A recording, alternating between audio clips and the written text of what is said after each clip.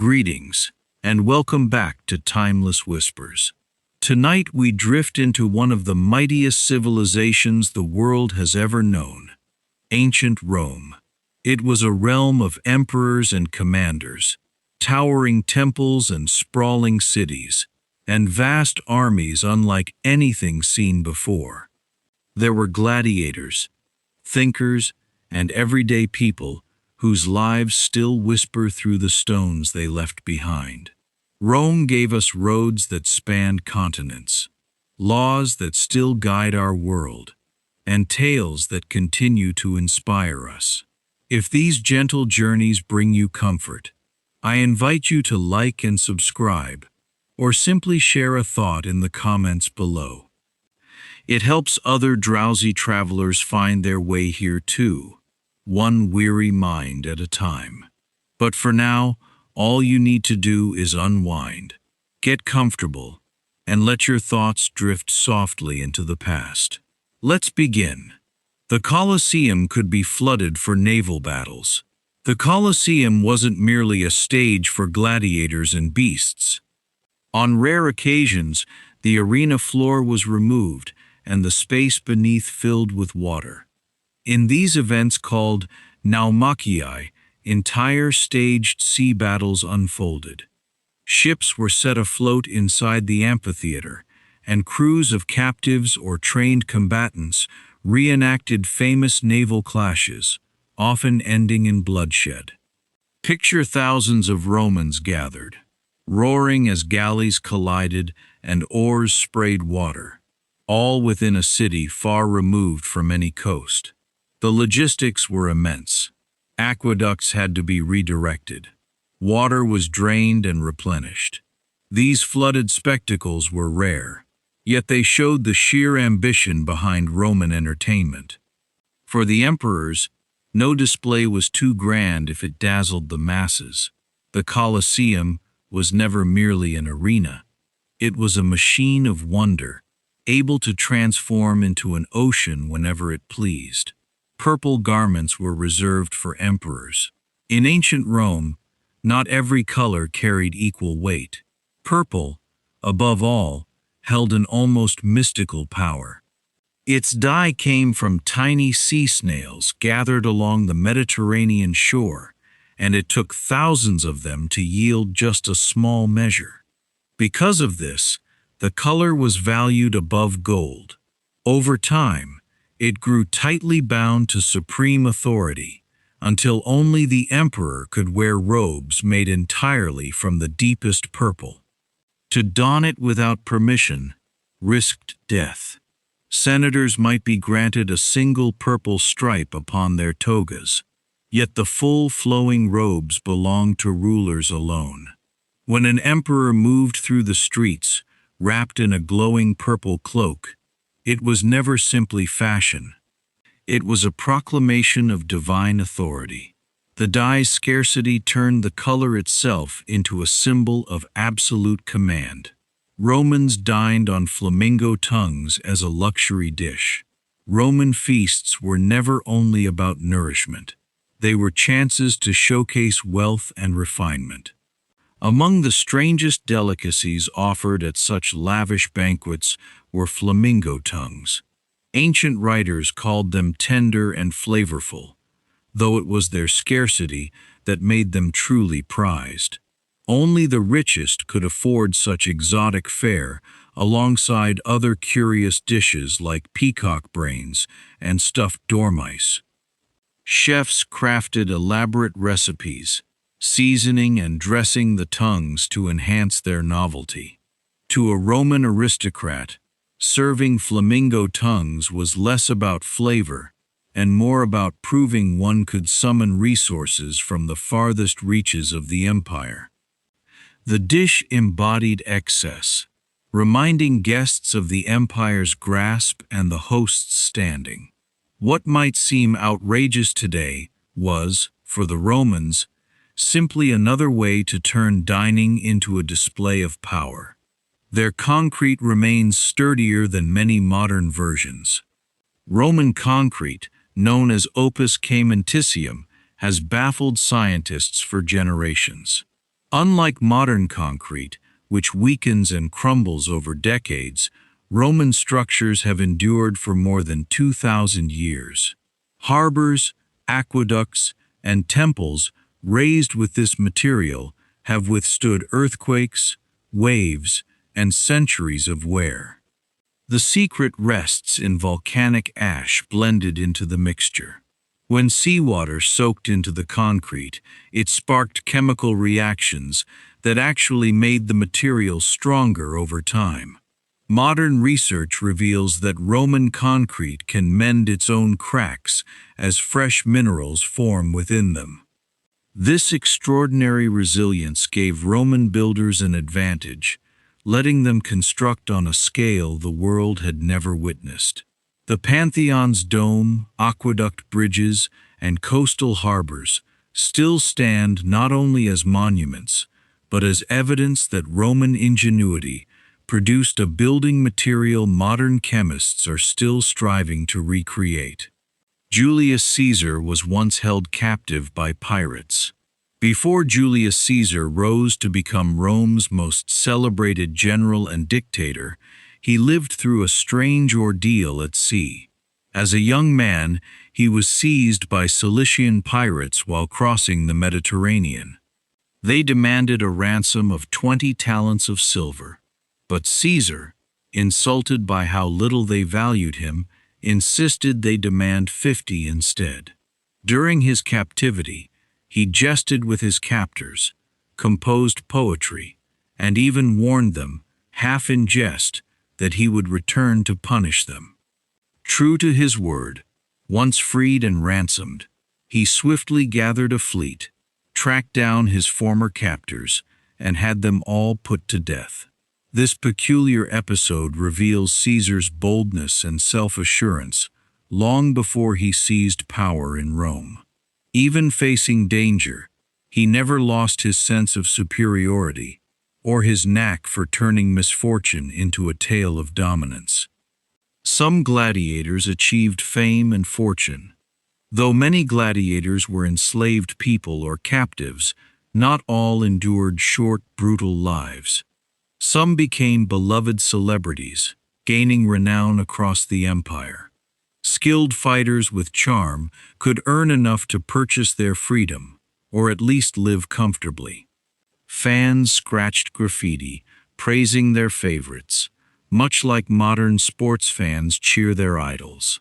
Gladiator schools trained these fighters, instilling discipline, skill, and stamina. Successful gladiators drew crowds of admirers, attracted wealthy sponsors, and became the subject of gossip and awe. While the arena was bloody, it could also lead to stardom.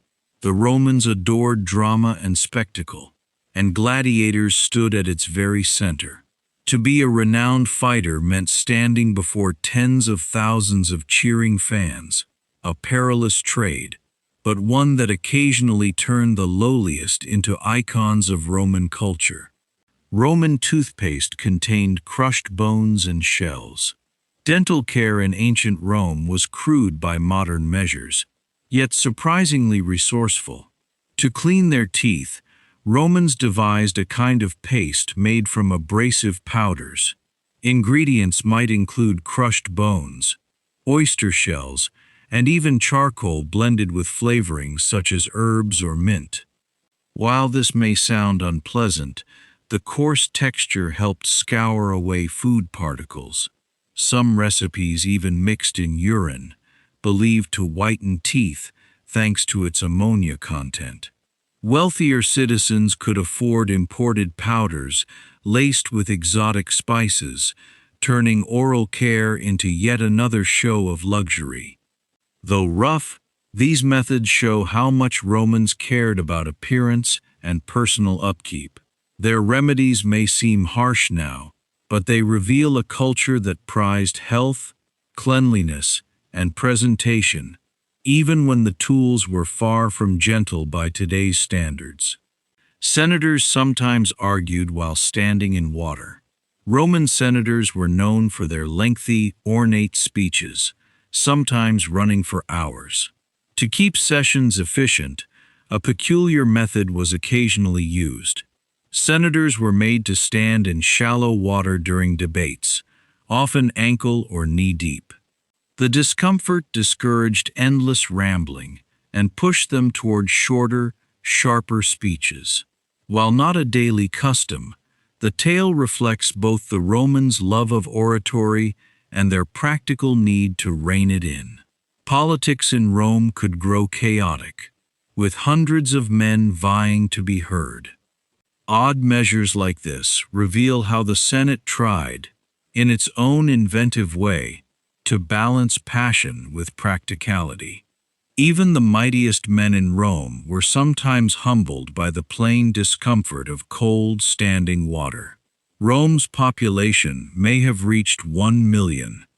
At its peak, ancient Rome was the largest city the world had ever known. Estimates suggest its population may have climbed to 1 million people, a scale unmatched until 19th century London. The city was crowded with apartment blocks, lively markets, and constant noise. Water and food had to be shipped in daily from across the empire to feed the masses. Fires, crime, and disease loomed as constant threats amid such dense living. Yet this urban sprawl also made Rome a marvel, a place of towering buildings, mixed communities, and unending activity.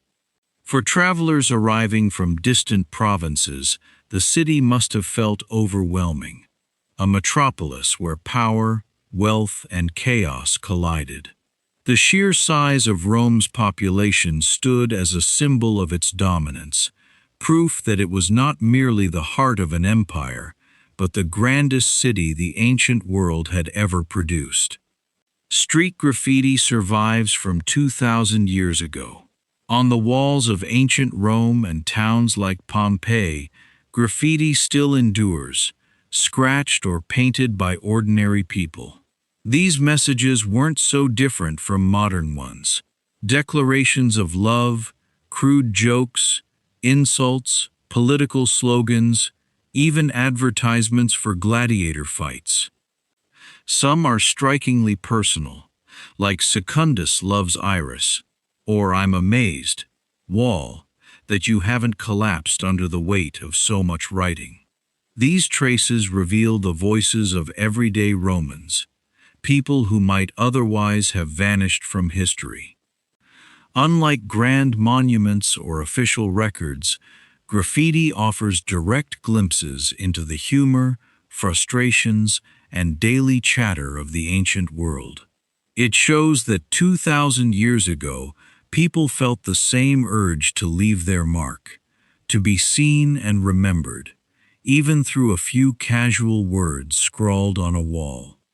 Emperors taxed urine, gathered from public toilets. In Rome, nothing was wasted, not even urine. Public urinals stood across the city, and the liquid collected from them was used for tanning leather and washing clothes, since ammonia made it an effective cleanser. Emperor Vespasian spotted an opportunity and imposed a tax on this unlikely resource. When challenged, he reportedly held a coin to his nose and remarked that money carries no smell. That phrase, pecunia non olet, has endured for centuries, a reminder of Rome's practical, sometimes ruthless approach to revenue. Even bodily waste found its place in the imperial economy. For the Romans, the boundary between the ordinary and the extraordinary was thin, and ingenuity could turn even the most unglamorous substance into profit. Caligula tried to make his horse a consul. The Emperor Caligula is remembered for bizarre behavior, and one of his strangest acts involved his beloved horse, Incitatus. Ancient writers claim Caligula adored the animal so deeply that he gave it a marble stable, an ivory feeding trough, and even servants to attend to its needs. He allegedly intended to name Incitatus consul one of Rome's highest political offices. Whether this was a genuine scheme or a mocking jab at the Senate remains debated, but the tale endures as a symbol of Caligula's excess. It reveals how emperors could wield their power theatrically, blurring the line between governance and spectacle. For the Senate, it must have felt both humiliating and unsettling to see authority treated as a jest. For the rest of Rome, it served as a reminder that absolute power could take strange and unpredictable shapes. Soldiers were sometimes paid in blocks of salt. Roman soldiers ranked among the most disciplined and effective fighters in history. Yet their pay wasn't always in coin. At times, they received rations of salt, a valuable and essential commodity. Salt preserved food, sustained health, and was costly to transport. The word salary itself traces back to salarium, which originally meant these salt allowances. To a soldier on campaign, salt could hold value close to silver, keeping meat and fish from spoiling and making food edible through long marches. This custom shows how deeply everyday necessities were woven into the structure of empire. Payment in salt also reveals the logistical brilliance of Rome. The army was not simply a fighting force, but a carefully managed system of supply and survival.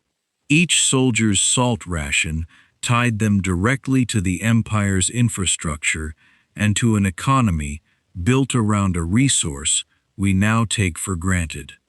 The Colosseum had a retractable awning of sails.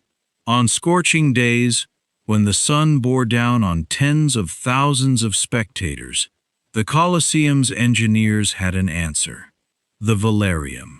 This vast awning was woven from sails stretched across ropes and pulleys, shading much of the seating area. Sailors from the Roman Navy handled its operation, drawing on their skill with rigging. Once unfurled, the velarium offered shade, airflow, and even channeled breezes to cool the crowd below. From beneath, the great canopy must have resembled a sprawling patchwork sky, shifting with every gust. The scale of coordination was astonishing, a reminder that the Colosseum was not merely a monument of stone, but also a triumph of engineering. Rome's mastery of spectacle stretched even to the comfort of its audience. The velarium is a detail often overlooked today, yet it reveals the empire's cleverness in crafting a full sensory experience. Roman baths included gyms, libraries, and gardens. Bathhouses in Rome served as more than places to wash. They were the social centers of daily life. Public baths often held gymnasiums for exercise, libraries for reading, gardens for wandering, and even small snack stalls. Entry was cheap or free, letting people from every class gather there. A visit followed a rhythm: exercise first, then sweating in heated rooms, before plunging into warm, cool, or even icy pools. Bathing was as much about companionship as cleanliness. People struck deals, swapped gossip, and argued politics while relaxing. The grandest complexes, such as the Baths of Caracalla, stood as architectural masterworks adorned with mosaics and statues. For many Romans, the bathhouse was the heart of leisure, a place to see and be seen. In a bustling city of 1 million souls, it offered both relief and ritual, a daily ceremony of cleansing and connection. Aqueducts carried water for miles into cities. Rome's aqueducts rank among its most iconic feats. Built from stone, brick, and concrete, these towering structures carried fresh water across valleys and into cities, sometimes spanning distances of 50 miles or more. Gravity did most of the labor, with channels precisely angled to keep the water moving. Some aqueducts soared across landscapes atop towering arches, becoming emblems of Roman engineering. Within the city itself, aqueducts fed baths, fountains, homes, and gardens, keeping clean water constantly available. At their height, they delivered hundreds of millions of gallons every day. Remarkably, many still stand today. To ancient travelers, aqueducts must have seemed astonishing, rivers flowing through the air, tamed by human hands. For the Romans, they were not only practical, but also proof of their command over nature. Few achievements better capture the blend of utility and grandeur that defined Roman civilization. Fires were so frequent that Rome kept its own firefighters. With its dense population and tightly packed wooden apartment blocks, Rome faced constant danger of fire. Blazes could sweep through neighborhoods within hours, destroying homes and shops alike. To fight this, Emperor Augustus created the Vigiles, a corps of firefighters who doubled as night watchmen. Armed with buckets, axes, and even pumps, they patrolled the streets, ready to respond. They also enforced safety codes, inspecting buildings and punishing those who ignored precautions. Despite their efforts, disastrous fires still broke out, such as the Great Fire of Rome under Nero. Yet the Vigiles marked an important innovation, making Rome one of the first cities to organize a professional fire brigade. Their presence reflected both the perils of urban living and the empire's resolve to manage them. In a city of 1 million people, order and survival hinged on such constant watchfulness. Roman doctors used opium as pain relief. Roman medicine borrowed heavily from Greek tradition, and physicians relied on a wide range of treatments, some surprisingly advanced, others crude by modern standards. Among their remedies was opium, drawn from poppies, used as a form of pain relief. Mixed into drinks or applied to wounds, it eased suffering from injuries, surgeries, or chronic illness. Roman physicians also turned to herbs like willow bark, which contained salicylic acid, the basis of aspirin. Surgery was often brutal, but these substances offered a measure of comfort. The use of opium reminds us that while Roman science had its limits, it was also experimental and resourceful. Pain management in particular shows their awareness of human suffering and their efforts to ease it. For soldiers, gladiators, and civilians alike, these remedies could mean the difference between unbearable agony and some relief. Festivals like Saturnalia flipped the social order. Saturnalia, one of Rome's most beloved festivals, was a time when ordinary rules were turned on their head. Held each December in honor of the god Saturn, it involved feasting, gift-giving, and reversed roles. Enslaved people were allowed to dine alongside their masters, and in some cases, masters even served them at the table. People wore bright, casual clothing instead of formal togas. Gambling was permitted, and the mood was thick with festivity. Saturnalia was so cherished that pieces of it lingered long after Rome's fall, shaping later Christmas customs. For a society usually bound by strict hierarchy and discipline, the festival offered release, a few days when the world turned joyfully upside down. Its lasting memory shows that even within the mightiest empire, people craved celebration, mischief, and moments of shared equality. Saturnalia reminds us that beneath Rome's grandeur, its people remained deeply human. Some emperors banned kissing to curb disease. Public health posed a real challenge in Rome's crowded streets.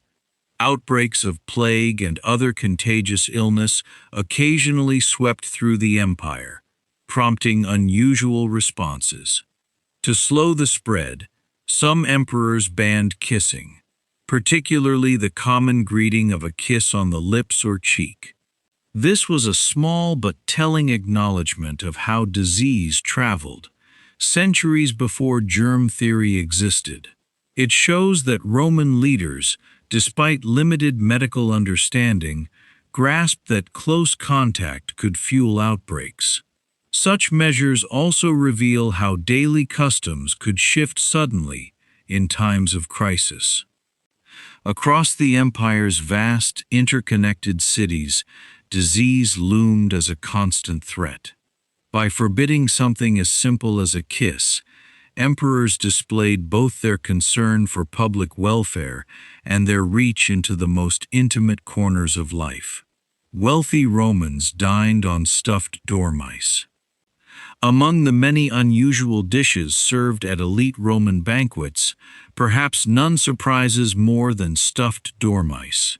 These small rodents were treated as a delicacy and were often fattened in special jars called glararia. Cooks filled them with minced pork, herbs, or nuts, then roasted them as a luxury bite.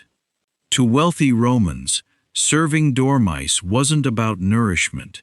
It was about excess.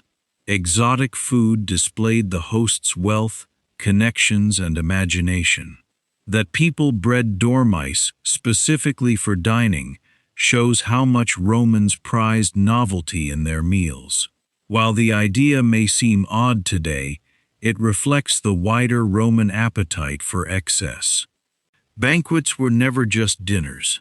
They were performances where every bite could serve as a statement of status.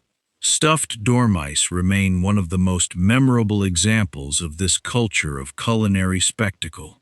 Public baths were free for all citizens. In Rome, bathing was more than hygiene. It was a social ritual. Public bathhouses, or thermae, welcomed everyone from wealthy senators to ordinary laborers. Entry fees were often minimal, and in many cases, emperors covered the costs so that bathing was effectively free. Inside, visitors could pass through hot rooms, warm pools, and cold plunges, enjoying facilities that rivaled modern spas. Bathhouses also included exercise yards, lecture halls, libraries, and gardens, turning them into centers of community life. For many Romans, the baths were the highlight of the day, a place to unwind, gossip, conduct business, or simply escape the pressures of city living. The inclusiveness of the system stands out. Even in a society marked by stark divides, the baths brought people together. To step into a bathhouse was to join a ritual shared by millions across the empire. Chariot racers were worshipped like celebrities. While gladiators drew crowds, chariot racing was the true sport of the Roman masses. Teams raced in the Circus Maximus before hundreds of thousands of roaring fans, and star charioteers became household names. Supporters wore team colors, red, blue, green, or white, and loyalties could grow fierce, even violent. Successful racers earned immense wealth and adoration, fortunes far surpassing those of most gladiators. Some were enslaved men who rose to extraordinary fame. Ancient graffiti praises racers by name, showing the passion they inspired. To spectators, these men were more than athletes. They embodied luck, skill, and nerve. When a chariot flipped in the dangerous turns, the crowd gasped as though their hero's fate were their own. The frenzy around racing grew so intense that emperors sometimes feared riots. In Rome, a great charioteer could rival generals and politicians in influence. Gladiators rarely fought to the death. Popular imagination paints every gladiator bout as a duel to the death. But in truth, most did not end that way. Gladiators were costly investments, trained and maintained at great expense. Owners wanted to preserve them for future spectacles. While deaths certainly happened and were sometimes demanded by the crowd, many matches ended once one fighter was clearly beaten or hurt. Signals for mercy could be given, and often they were honored. Skilled gladiators might fight dozens of bouts, building careers and reputations. The notion that every battle ended fatally is largely myth. Instead, gladiatorial combat resembled a dangerous sport, where the balance between drama and preservation had to be carefully weighed.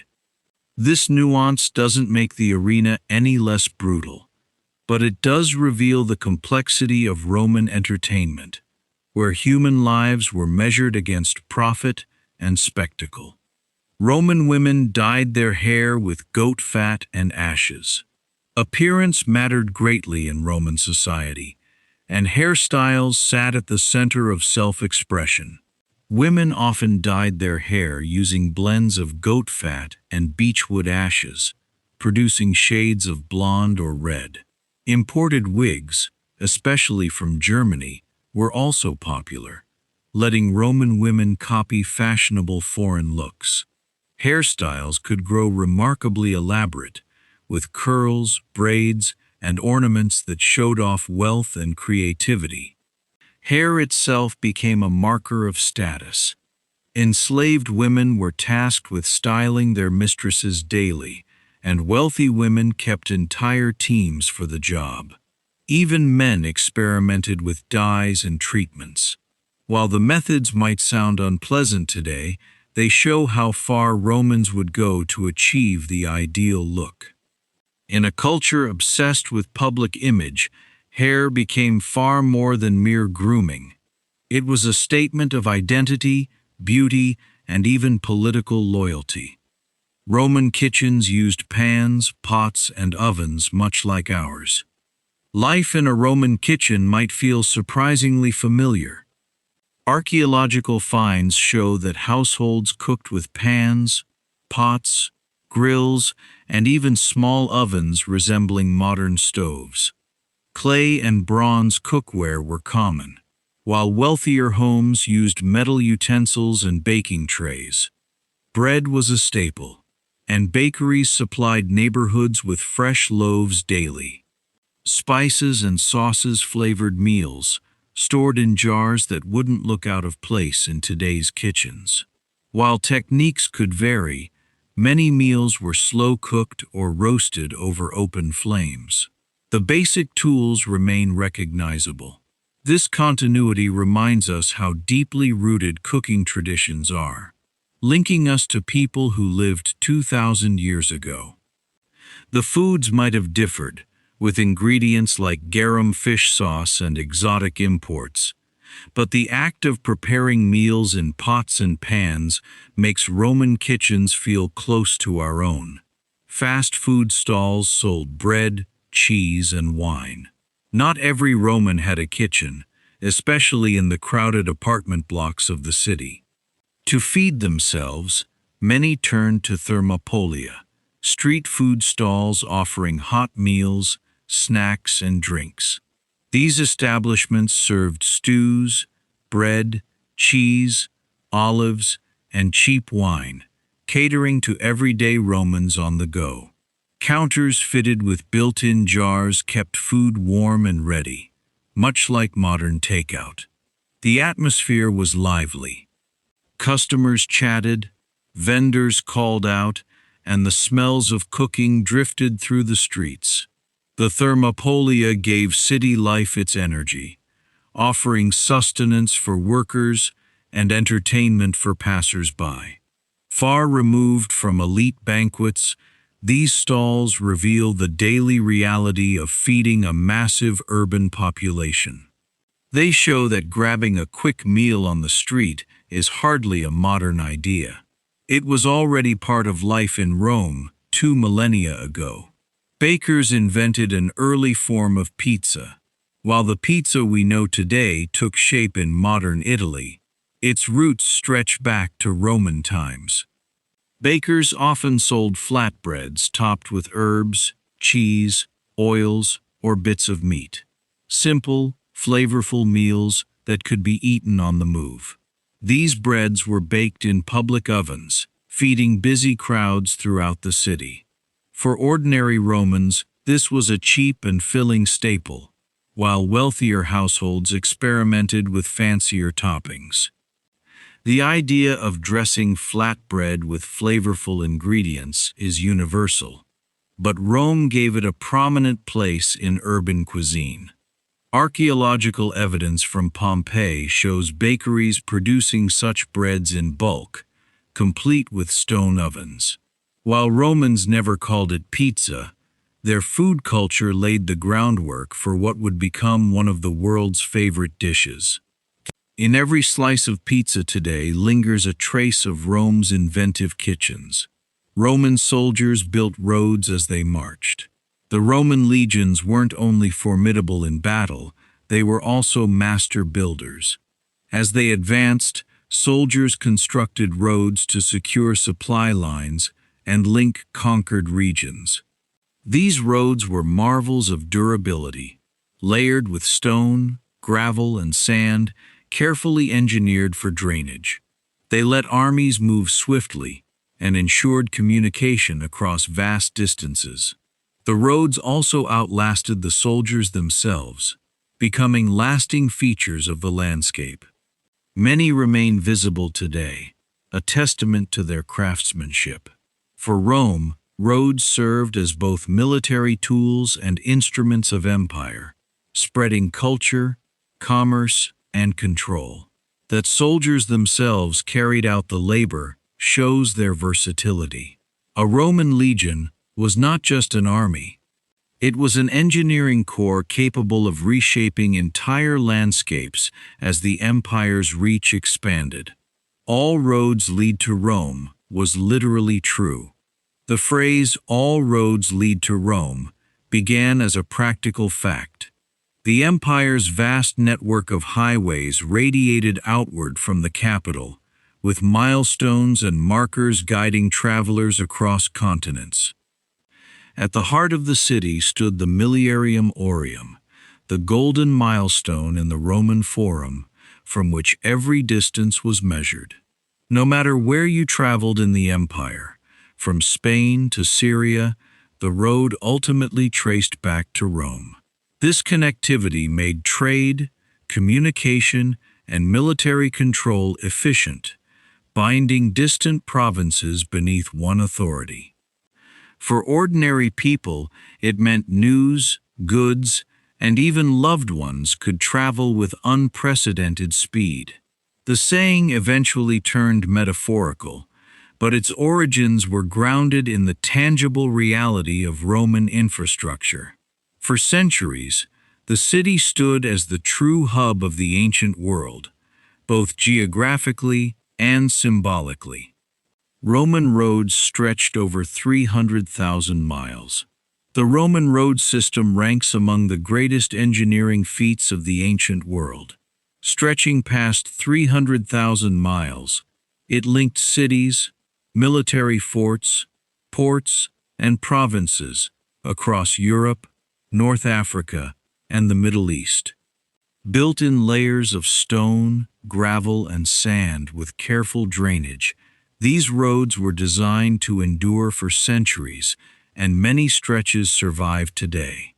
They let Roman legions march swiftly, goods travel efficiently, and news spread across the empire. For a merchant in Gaul or a soldier on the frontier, the road beneath their feet tied them directly to Rome. The phrase, "all roads lead to Rome," was not just a figure of speech, but a physical truth. The empire's entire infrastructure radiated outward from the capital. These highways were the veins of Roman power, carrying life and control through its vast body. Concrete harbors let Rome dominate the seas. Rome's mastery of concrete reached beyond temples and aqueducts. It reshaped the seas themselves. By blending volcanic ash with lime and stone, engineers created a material that hardened even underwater. This let them build massive harbors like those at Ostia and Caesarea, where breakwaters stretched far into the waves. These artificial shelters gave Roman fleets safe anchorage, turning once hostile coastlines into centers of trade and naval strength. Merchants could move grain, wine, and olive oil across the Mediterranean with ease, while warships upheld Rome's dominance at sea. The durability of these harbors is astonishing. Submerged remnants of Roman concrete structures remain intact after 2,000 years. In many ways, these innovations turned the Mediterranean into a Roman lake, securing the empire's grip on maritime routes. The ability to bend the sea itself to their will stood as one of Rome's greatest strategic advantages. The Pantheon's dome remains the largest unreinforced dome. The Pantheon, rebuilt under Emperor Hadrian around 125 CE, is crowned by a dome still counted among the wonders of architecture. Spanning over 140 feet across, it remains the largest unreinforced concrete dome in the world. At its center sits the oculus, an open circular skylight that admits light, air, and even rain. The dome's design cleverly eases its weight. Heavier materials at the base give way to lighter ones near the top, and the interior holds hidden hollow spaces. The result is a structure that has stood for nearly 2,000 years without reinforcement. To step inside is to feel the ambition of Rome, to cover a vast space beneath a single soaring curve. The Pantheon's dome was not only a marvel of engineering, but also a symbol of Roman mastery over materials, geometry, and sheer architectural daring. Lead pipes carried water through the empire. Rome's aqueducts delivered vast quantities of water into cities, but lead piping carried it onward to fountains, baths, and homes. These pipes, called fistulae, were durable and flexible, distributing water throughout urban centers.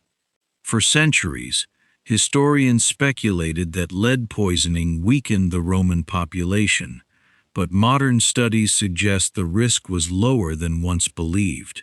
The constant flow of water reduced the buildup of harmful minerals. The levels were still higher than in natural streams. Even so, the system was astonishing in its scale and organization. A city of 1 million people depended on a complex network of pipes hidden beneath its streets. For the Romans, plumbing symbolized civilization itself, the ability to control water and deliver it wherever it was needed. The sight of fountains flowing in every neighborhood spoke of abundance and imperial might. Roman sewers drained into the Tiber River. Beneath the bustling streets of Rome ran the Cloaca Maxima, one of the world's earliest and most impressive sewer systems. Built originally by the Etruscans and later expanded by the Romans, it gathered wastewater from streets, baths, and latrines, channeling it into the Tiber River. The massive stone tunnels were so well built that parts of the system remain functional today. For ordinary Romans, the sewers helped ease flooding and improved sanitation in a crowded city. While crude by modern standards, since sewage still emptied into the river, it marked a significant step toward organized urban planning. The Cloaca Maxima stood as both a practical necessity and a symbol of Rome's power to reshape its surroundings. In a city of monumental temples and forums, even the hidden underground reflected the ingenuity that made Rome flourish. The Circus Maximus could seat 250,000 people. Chariot racing was the most beloved sport in Rome, and the Circus Maximus was its grandest stage. This enormous arena stretched nearly 2,000 feet in length and could hold up to 250,000 spectators, more than 3 times the capacity of the Colosseum. The roar of the crowd, the pounding of hooves, and the danger of high-speed crashes created an atmosphere of breathtaking excitement. Teams competed in races that could stretch for hours, with fans passionately cheering for their colors: red, blue, green, or white. Betting ran rampant, and victories could spark celebrations across the city. For emperors, sponsoring races was a way to win public favor, while for fans, it offered a chance to share in collective thrills. To gather 250,000 people in one place, all fixed on the drama of the track, was a feat unique to Rome. Chariot crashes were frequent and deadly. The thrill of chariot racing sprang from its speed and danger. Horses tore around tight turns at breakneck pace, and collisions were common. These crashes, called naufragia, or shipwrecks, could hurl drivers into the air, or trap them beneath their own vehicles. Because drivers wound the reins around their bodies, a wreck could mean being dragged to death unless they managed to cut themselves free with a blade. The crowd gasped, cheered, or mourned as disasters unfolded before them, feeding the sport's drama. Chariot racers risked their lives every time they entered the arena. Yet the fame and fortune awaiting successful drivers proved irresistible. Spectators came not only for victories, but for the unpredictable spectacle of survival and ruin. The danger was part of the allure, turning every race into a gamble with fate for both horses and men. Colosseum tickets were sometimes handed out free. Admission to the Colosseum was often free, thanks to emperors who sponsored the games. Tickets took the form of small pottery shards or pieces of bone inscribed with seating details, distributed to citizens as a gift. Offering free entry let rulers display generosity and secure loyalty. For the people of Rome, it meant even the poor could enjoy spectacles of gladiators, hunts, and performances. Seating reflected status, senators near the front, commoners higher up, yet the shared experience united the city. Free tickets also kept crowds entertained, easing unrest in a city where inequality ran deep. This policy of free entertainment was part of the famous bread and circuses strategy. Feed the people, amuse them, and they would be less likely to rebel. A seat at the games was never just leisure. It was politics in action. Spectators could watch executions at the games. Not every event in the Colosseum was a contest of skill. Public executions were often woven into the day's program, staged with theatrical flair. Criminals, prisoners of war, or condemned slaves might be forced to reenact myths, facing wild animals, or burned alive within elaborate sets. To Roman audiences, these spectacles served as both punishment and entertainment, reinforcing the power of the state. Watching justice carried out in public reminded everyone of the price of disobedience.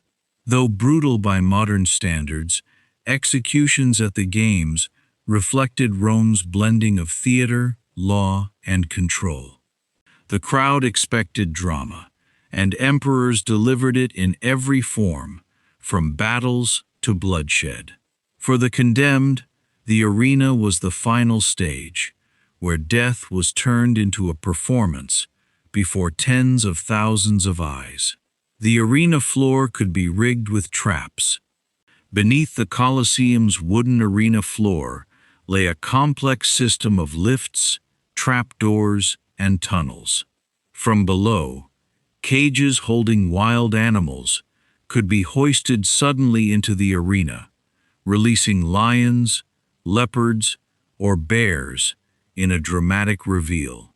Stage machinery lets scenery appear. Props rise, and surprises emerge in an instant. To spectators, the floor seemed to transform before their eyes, adding excitement to the combat above.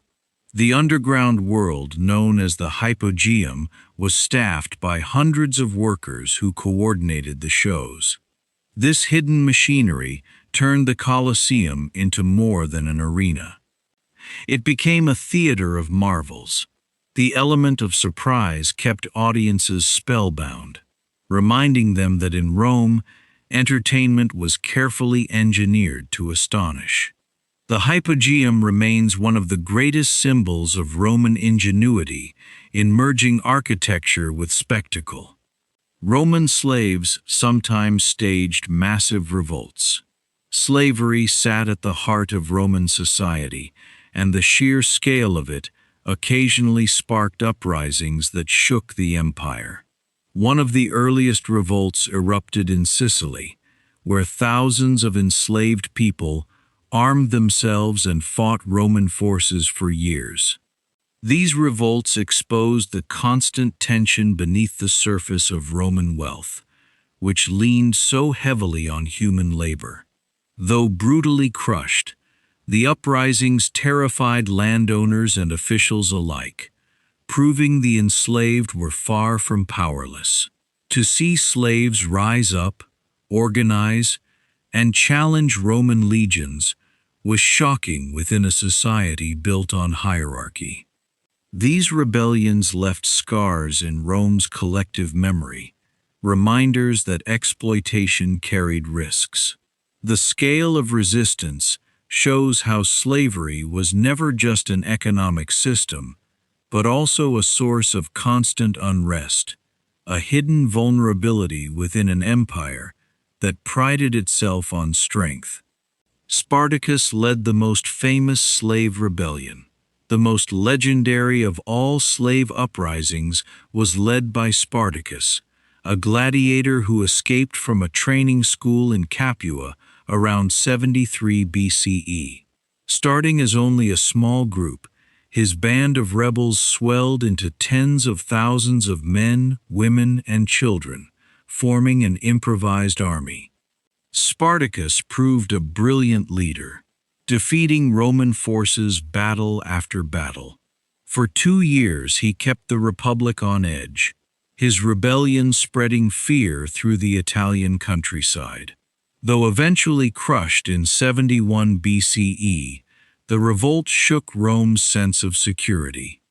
Spartacus became a symbol of defiance, remembered not merely as a rebel, but as a figure who dared to challenge the might of Rome itself. His story has endured for centuries, inspiring plays, novels, and films. In life, he was a fugitive slave. In history, he became a legend of resistance. Slaves could work as teachers, accountants, or physicians. Not all Roman slaves were bound to harsh manual labor. Many were highly educated, captured from Greece, the East, or other provinces. These individuals served as teachers, accountants, physicians, or secretaries within Roman households. Wealthy families depended on them for intellectual and professional tasks, sometimes even trusting them with the management of estates and businesses. Their expertise held real value, and some were treated with relative respect, though they remained legally bound as property. This duality, slaves as both tools of labor and holders of specialized knowledge, reveals the complexity of Roman society. Enslavement might mean toiling in the fields, or it might mean tutoring a senator's children. For Rome, slavery was not only an economic system, but also a way of importing skills and culture. Many of the educated voices shaping Roman thought were enslaved people whose names are now lost to history. Freed slaves could rise to wealth and power. Though slavery was widespread, it was not always permanent. Many slaves were manumitted, freed by their masters after years of service or through purchasing their own freedom. Once freed, they became liberti, or freedmen, gaining legal rights and the ability to work, trade, and build wealth. Some climbed to astonishing heights of success, running businesses, managing imperial finances, or even serving close to the emperor himself. Their children were born free and could fully join Roman society. Freedmen often showed deep loyalty to their patrons and took pride in their achievements, sometimes commissioning elaborate tombs to display their new status. This path from slavery to prosperity, though limited, reveals Rome's unusual flexibility. The system was harsh, but it also held avenues of advancement, letting individuals move from the shadows of bondage into the ranks of power. Slavery fueled nearly every part of the economy. The grandeur of Rome rested on the labor of millions of enslaved people. They worked in fields, quarries, and mines, staffed households and estates, rowed ships, and built roads, aqueducts, and temples. In the cities, they filled workshops, markets, and entertainment arenas. The Roman economy, from agriculture to industry, depended on their toil. Conquests brought waves of fresh captives, swelling the enslaved population until it may have reached a third of all inhabitants in Italy. This immense reliance created prosperity for elites, but also deep inequality. For Rome, slavery was not simply an institution, it was the backbone of daily life. Every triumphal parade of prisoners meant new labor to fuel expansion.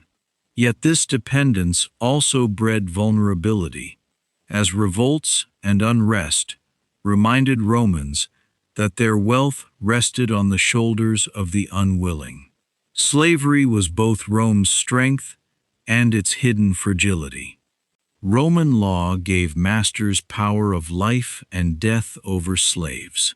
Under Roman law, slaves counted as property, not persons, and their masters held nearly total authority over them. This power extended even to matters of life and death.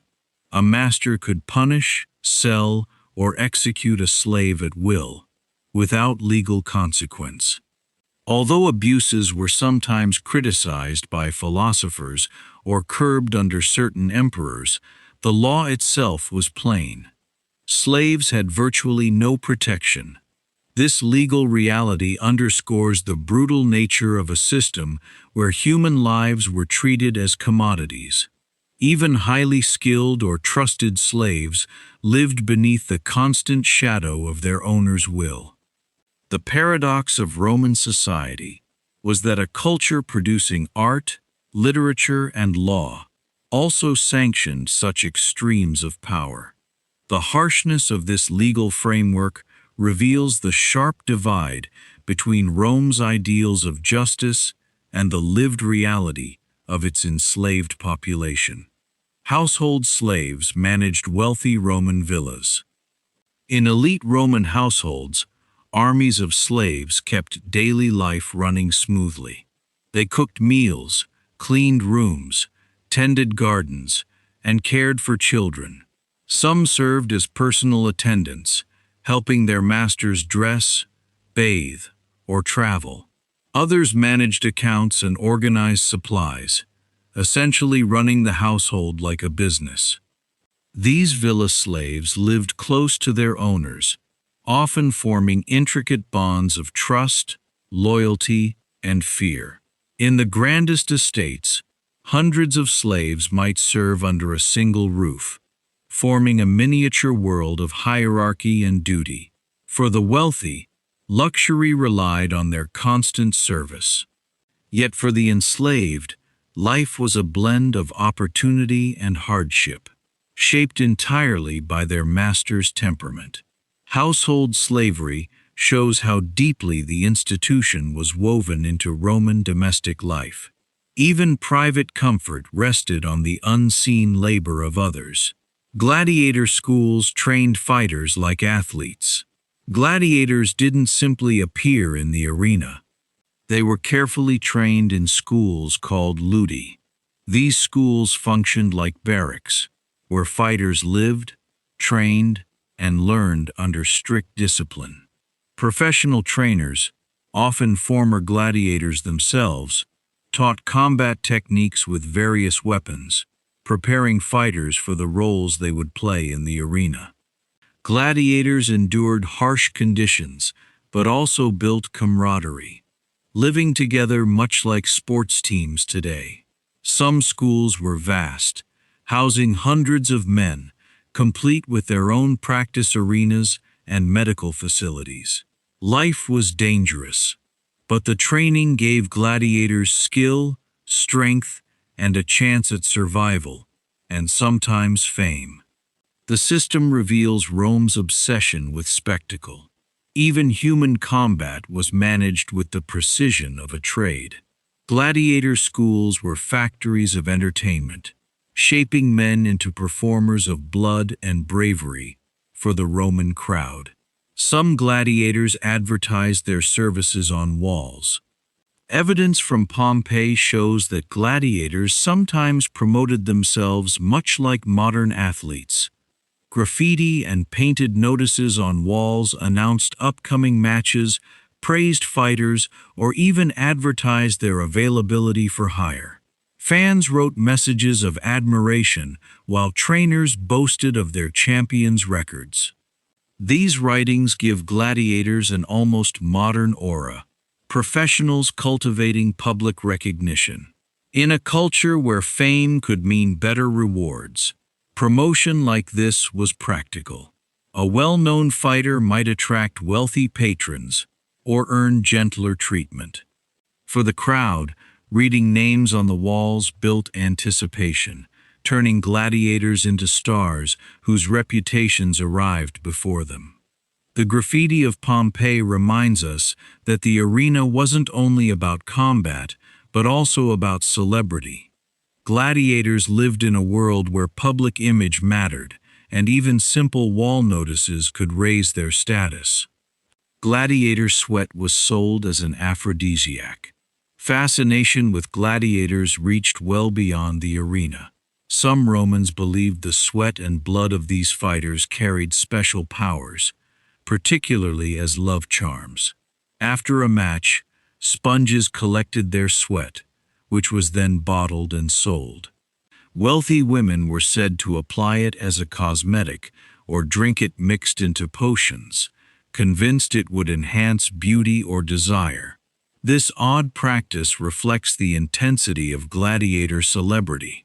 Fighters were admired not only for skill, but for their physical presence, their bodies seen as vessels of power. The market for such unusual substances shows how superstition and fascination intertwined in Roman life. To modernize, it may seem bizarre, but for Romans, gladiators embodied vitality, and their very sweat was thought to hold a kind of magic. Emperors were often declared gods after death. In Rome, death could elevate an emperor into the realm of the divine. The Senate sometimes voted to officially deify a ruler, transforming him into a god worshipped at temples and festivals. Julius Caesar was the first to receive this honor, and Augustus followed, setting a pattern for later emperors. Temples were raised, priests appointed, and citizens could offer sacrifices to their divine rulers. This practice blurred the line between politics and religion, reinforcing the emperor's authority even beyond the grave. For ordinary Romans, It meant loyalty to the emperor was never merely political, but spiritual too. Deification also served dynastic purposes, letting successors claim divine heritage.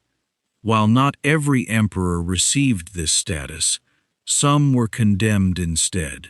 The cult of the divine emperor became one of the empire's most powerful symbols of continuity and control. Vestal virgins tended the sacred fire of Vesta. At the heart of Rome's religious life stood the Temple of Vesta, where an eternal flame burned as a symbol of the city's safety and prosperity. This sacred fire was tended by the Vestal virgins, priestesses chosen as young girls from Rome's elite families. Their duty was to serve for 30 years, guarding the flame and performing rituals believed to protect the empire itself. The Vestals enjoyed unusual privileges for women in Rome. They could own property, draft wills, and move freely in public. Their status reflected both reverence and responsibility, as their role carried immense weight. The unbroken flame symbolized Rome's endurance, and the women who guarded it stood as living emblems of purity and devotion. The Vestals were admired, feared, and held in awe by Romans of every class. Breaking their vows meant being buried alive. The Vestal virgins lived with great honor, but also under terrifying strictness. They were sworn to 30 years of chastity, and breaking this vow was viewed as a crime not only against the goddess Vesta, but against Rome itself. The punishment was gruesome. The guilty priestess was buried alive. This method of execution was chosen because spilling her blood directly was forbidden. An underground chamber holding a small lamp and a little food was prepared, and the Vestal was sealed inside. Though rare, such cases are recorded in Roman history, and they reveal the gravity of the Vestal's vows. The severity shows how deeply religion, purity, and politics were entwined. The empire's very survival was symbolically tied to the conduct of these women. Their privilege carried a cost, the knowledge that even a single failure could end in the most dreadful fate imaginable. Priests read animal livers to predict the future.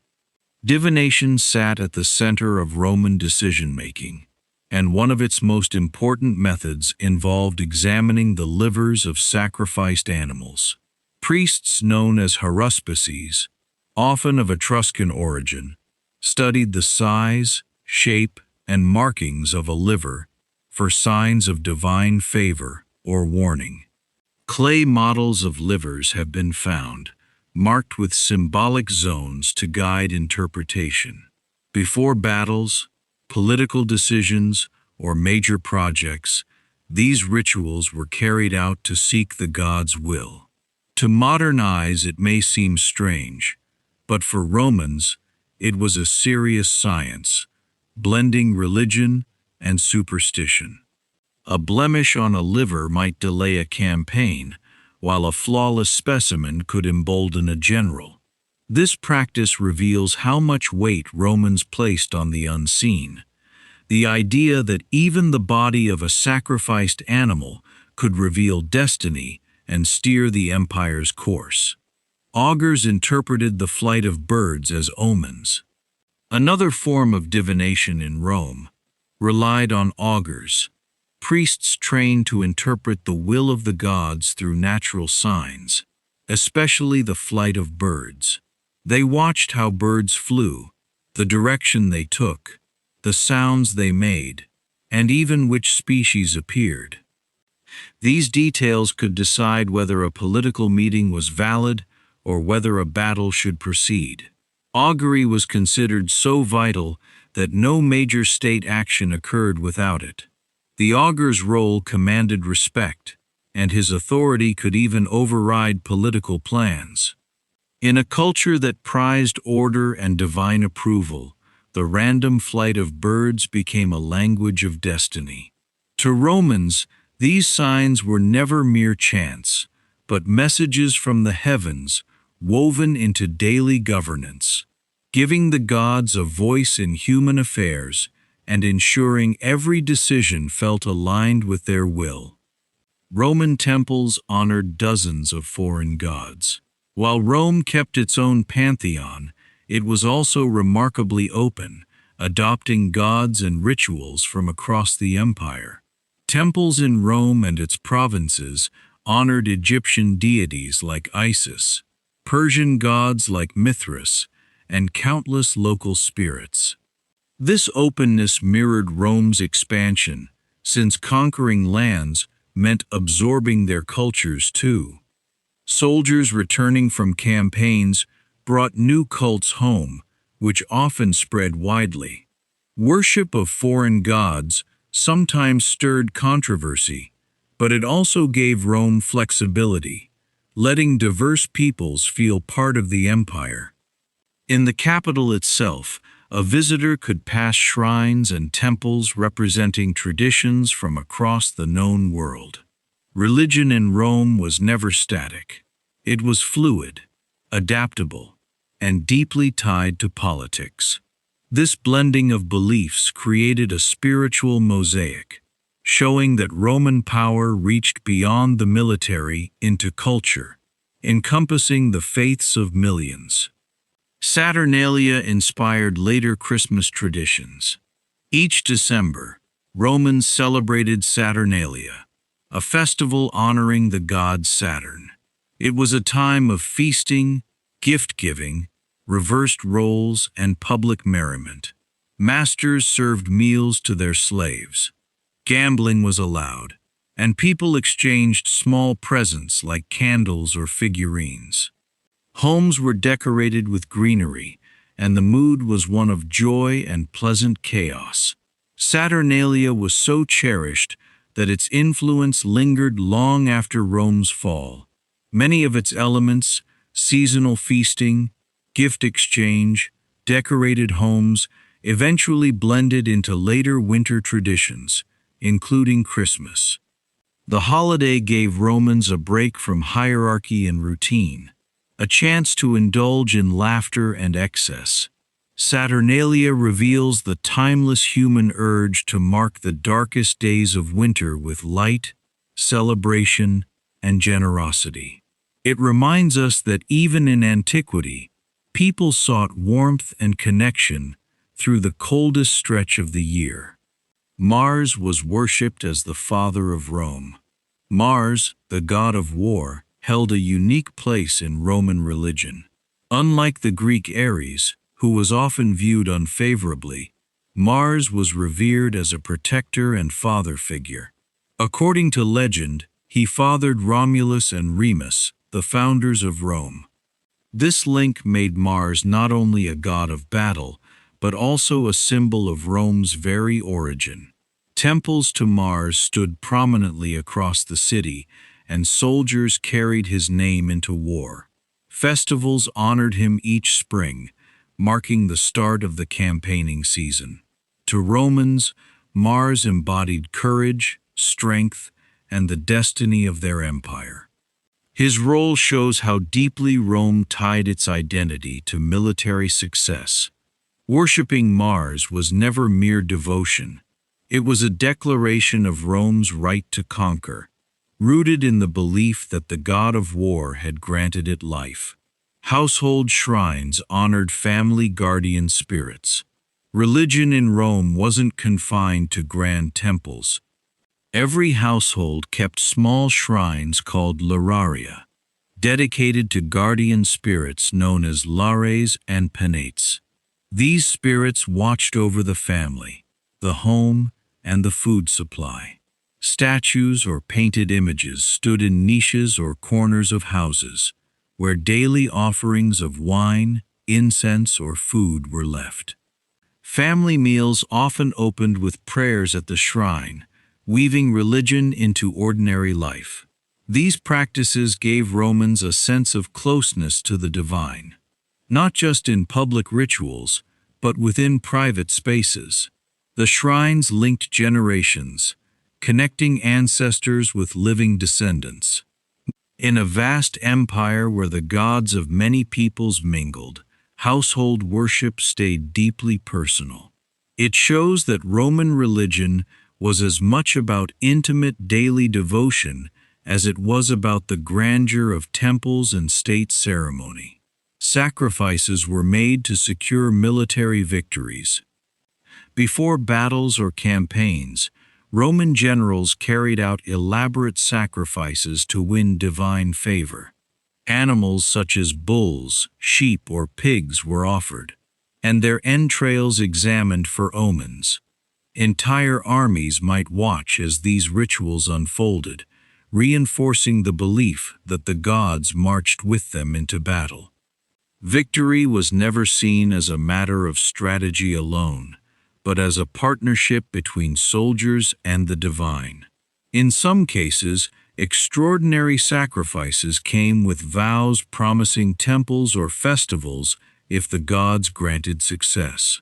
This blending of religion and warfare reveals the mindset of Rome. Conquest was not merely a human endeavor, but a sacred mission. Every triumphal procession that followed a victory included thanks to the gods, reminding Romans that divine favor mattered as much to empire as steel and discipline. Roman coins spread the emperor's face across the empire. Coins in Rome were more than currency. They were miniature billboards of power.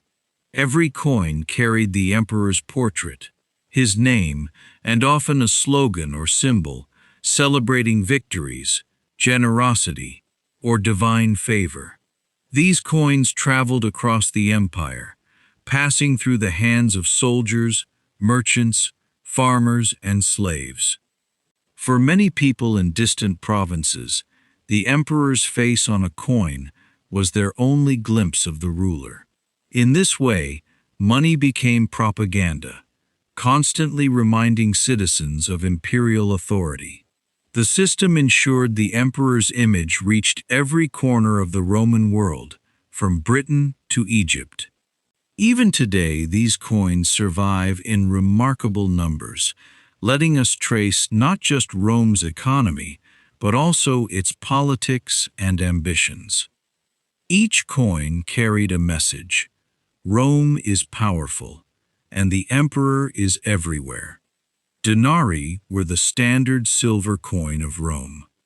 Among the many forms of Roman currency, the denarius stood out as the backbone of the economy. Introduced in the 3rd century BCE, it became the standard silver coin for centuries, used in trade, military pay, and taxation. A day's wages for a laborer or soldier were often measured in denarii, making it central to everyday life.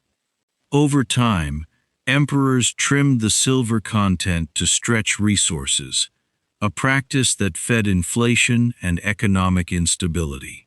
Still, the denarius remained a symbol of Roman commerce, linking distant regions through a shared currency. Its widespread use helped unify the vast empire, giving merchants and travelers a dependable medium of exchange. To hold a denarius was to hold a piece of Rome itself, stamped with the state's guarantee and the emperor's authority. Even after Rome's fall, the legacy of the denarius lived on in European money systems. Comets appeared on coins as signs of destiny. Roman leaders often used celestial events to bolster their image, and comets proved especially powerful symbols. After Julius Caesar's assassination, a bright comet appeared in the sky, which many Romans read as his soul rising to the heavens.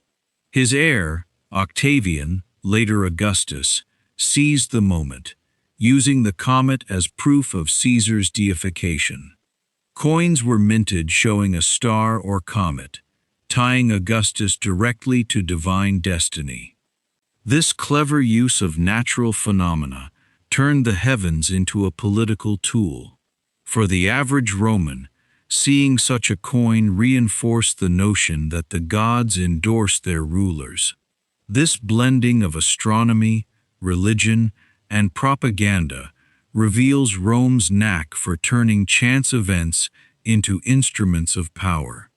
Each coin, bearing a star, reminded people that imperial authority was written not just on earth, but in the skies above. Currency was used for propaganda as much as trade. Roman coins carried far more than economic worth. They announced victories, advertised building projects, and displayed symbols of prosperity or piety. A coin might show a new temple, a conquered province, or an image of peace personified. These messages circulated widely, turning coins into mass communication. Since coins reached every social class, they became one of the most effective propaganda tools in the empire. Emperors used them to shape their reputation, celebrate achievements, or reassure citizens through difficult times. Unlike monuments, which only a few could see, coins passed from hand to hand, ensuring constant exposure. For historians today, these coins are invaluable, revealing how emperors wished to be remembered. Every transaction carried a subtle reminder of who ruled and why. In Rome, even the smallest exchange of money doubled as a lesson in loyalty and imperial identity. Wealth was flaunted through giant villas and banquets. Rome's elite displayed their status through extravagant villas and lavish feasts. Villas were sprawling estates with marble floors, painted walls, private baths, and lush gardens. Banquets hosted within these spaces could stretch for hours, featuring exotic foods like oysters, peacocks, and imported spices.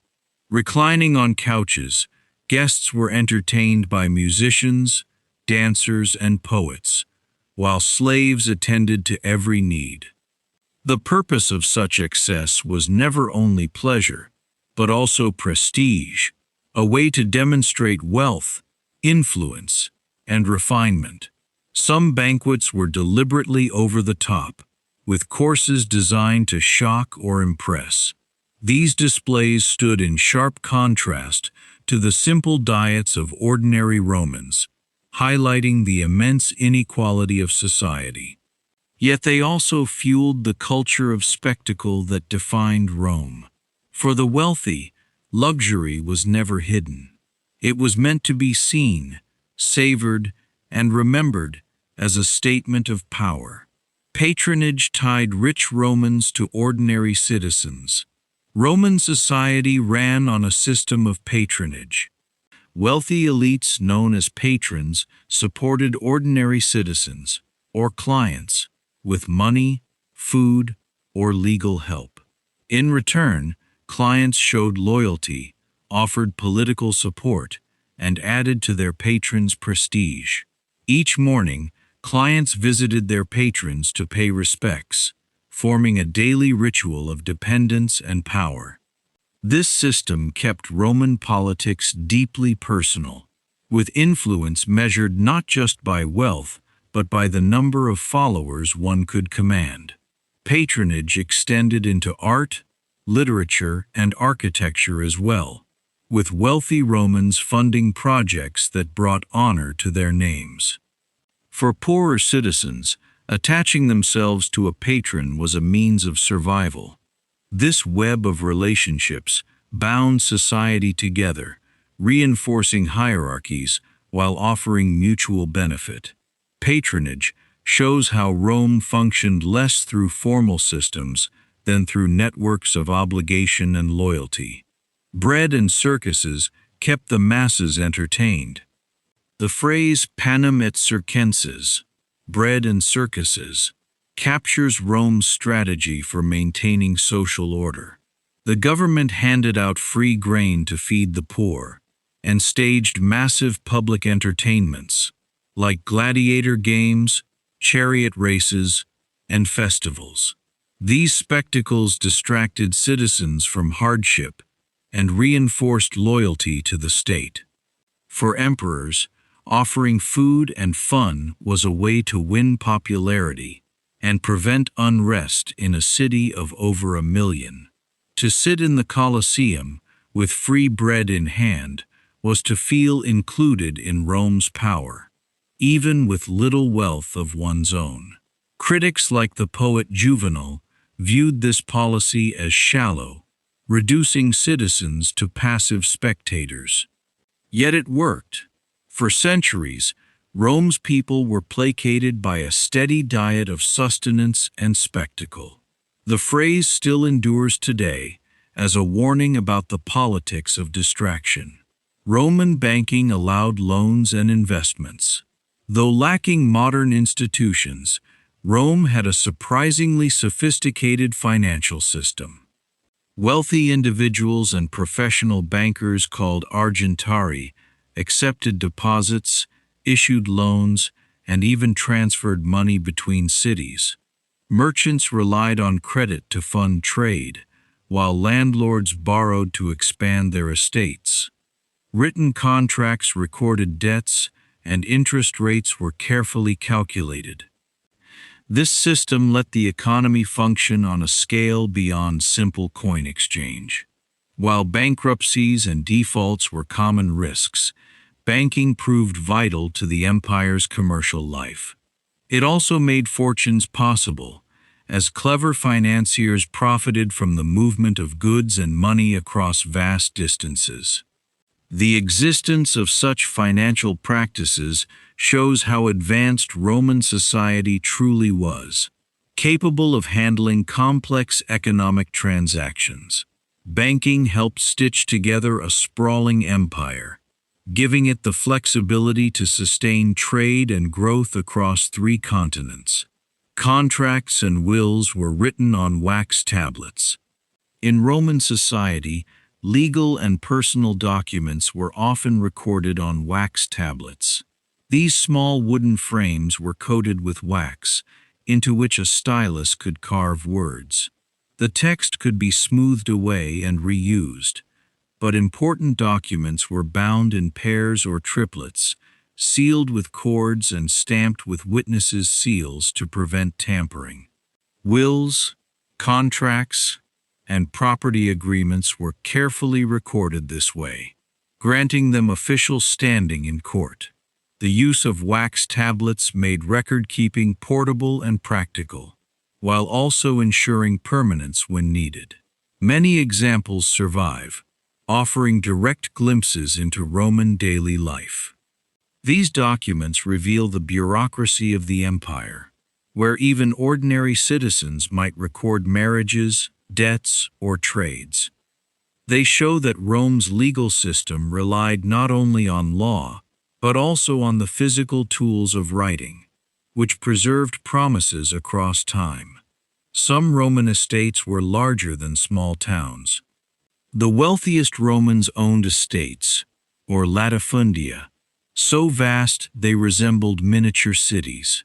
These estates held farmland, vineyards, workshops, and sometimes entire villages of laborers and slaves. They produced enormous quantities of grain, wine, and olive oil, much of it destined for export. Owners lived in lavish villas decorated with mosaics, fountains, and gardens, while managers and slaves oversaw the daily work. The scale of these estates concentrated wealth in the hands of a few and reshaped the countryside, often pushing smaller farmers into poverty. Latifundia highlighted both the prosperity and inequality of Rome. They supplied food for the empire and riches for their owners, yet also created deep social divides.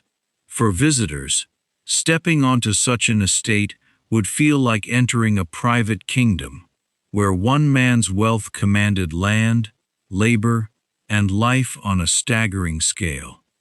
Roman law created innocent until proven guilty. One of Rome's most lasting legacies is its legal tradition. Among its principles was the idea that a person accused of a crime should be presumed innocent until proven guilty. This shielded individuals from unjust punishment and placed the burden of proof on the accuser. In courts, evidence and witnesses were required, and trials could be lengthy affairs filled with speeches, documents, and examinations.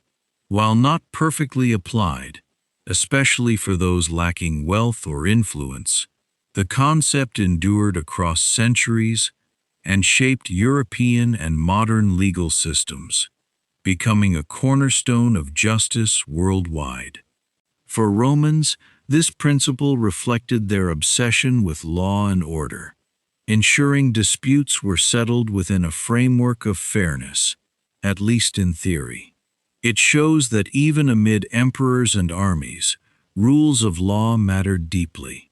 The phrase still echoes today in courtrooms across the globe. The 12 Tables were Rome's first legal code. In the 5th century BCE, the Romans carved their first laws onto bronze tablets, publicly displayed in the Forum, known as the 12 Tables. They outlined rights and duties, covering property, family, crime, and commerce. Before this, laws were often unwritten and controlled by elites, breeding frustration among common citizens. By making laws visible and fixed, the 12 Tables gave ordinary Romans a measure of security, knowing what could and could not be done. While some rules now seem harsh, such as allowing debtors to be enslaved, the code was groundbreaking. It marked the start of Rome's long tradition of written law, which became one of its greatest achievements. The 12 Tables laid a foundation that later generations of jurists would refine, shaping legal systems for centuries. They represent Rome's early recognition that law must be clear, consistent, and publicly accessible. Citizenship expanded across the empire over time. At first, Roman citizenship stayed limited to people within the city itself, but as the empire grew, it spread, first to allies in Italy, then later to people across conquered territories. Citizenship brought important rights, legal protection, the ability to marry and trade freely, and the chance to appeal to Roman courts. It was also a mark of prestige, setting citizens apart from non-citizens. Over time, emperors granted citizenship more widely, often as a way to build loyalty or raise tax revenue. Finally, in 212 CE, Emperor Caracalla extended citizenship to nearly all free inhabitants of the empire. This decision transformed Rome into a more unified state, where millions shared a common legal identity. The spread of citizenship shows how Rome held control not only through force, but also through inclusion, binding diverse peoples together under the promise of Roman rights and duties. Lawyers delivered dramatic speeches in the Forum. Court cases in Rome were never quiet affairs. Lawyers often delivered passionate, theatrical speeches before crowds, turning trials into public spectacles. The Roman Forum echoed with oratory, as advocates appealed to emotion as much as reason. Figures like Cicero grew famous for their legal performances, dazzling audiences with wit, rhetoric, and persuasion. A trial could prove as entertaining as a play, drawing spectators eager to hear the latest arguments. For the accused, a skilled lawyer could mean the difference between freedom and exile, even life and death. Roman law prized eloquence, and public speaking was seen as a vital skill for any politician or statesman. The courtroom was not only a place of justice, but also of theater, where words carried immense weight. These dramatic trials reveal a culture that treasured rhetoric as both an art and a weapon. Adoption was often used for political succession. In Rome, adoption wasn't only about family bonds. It served as a powerful political tool. Wealthy men without heirs often adopted promising young relatives or allies to secure their legacy. Emperors, in particular, used adoption to ensure smooth succession. Augustus adopted Tiberius. Later emperors like Trajan, Hadrian, and Marcus Aurelius rose to power through adoption rather than direct bloodline. This system let rulers choose capable successors, strengthening stability during times when dynasties might otherwise collapse. For the adopted son, it opened a path to immense power, often changing the course of history. Adoption in Rome shows how flexible family structures could be, shaped as much by politics as by kinship. It reveals that bloodline alone didn't always guarantee continuity. Rome often trusted chosen heirs over natural ones, and in some cases, these adopted emperors became Rome's most admired rulers. Women could own property, but lacked full rights.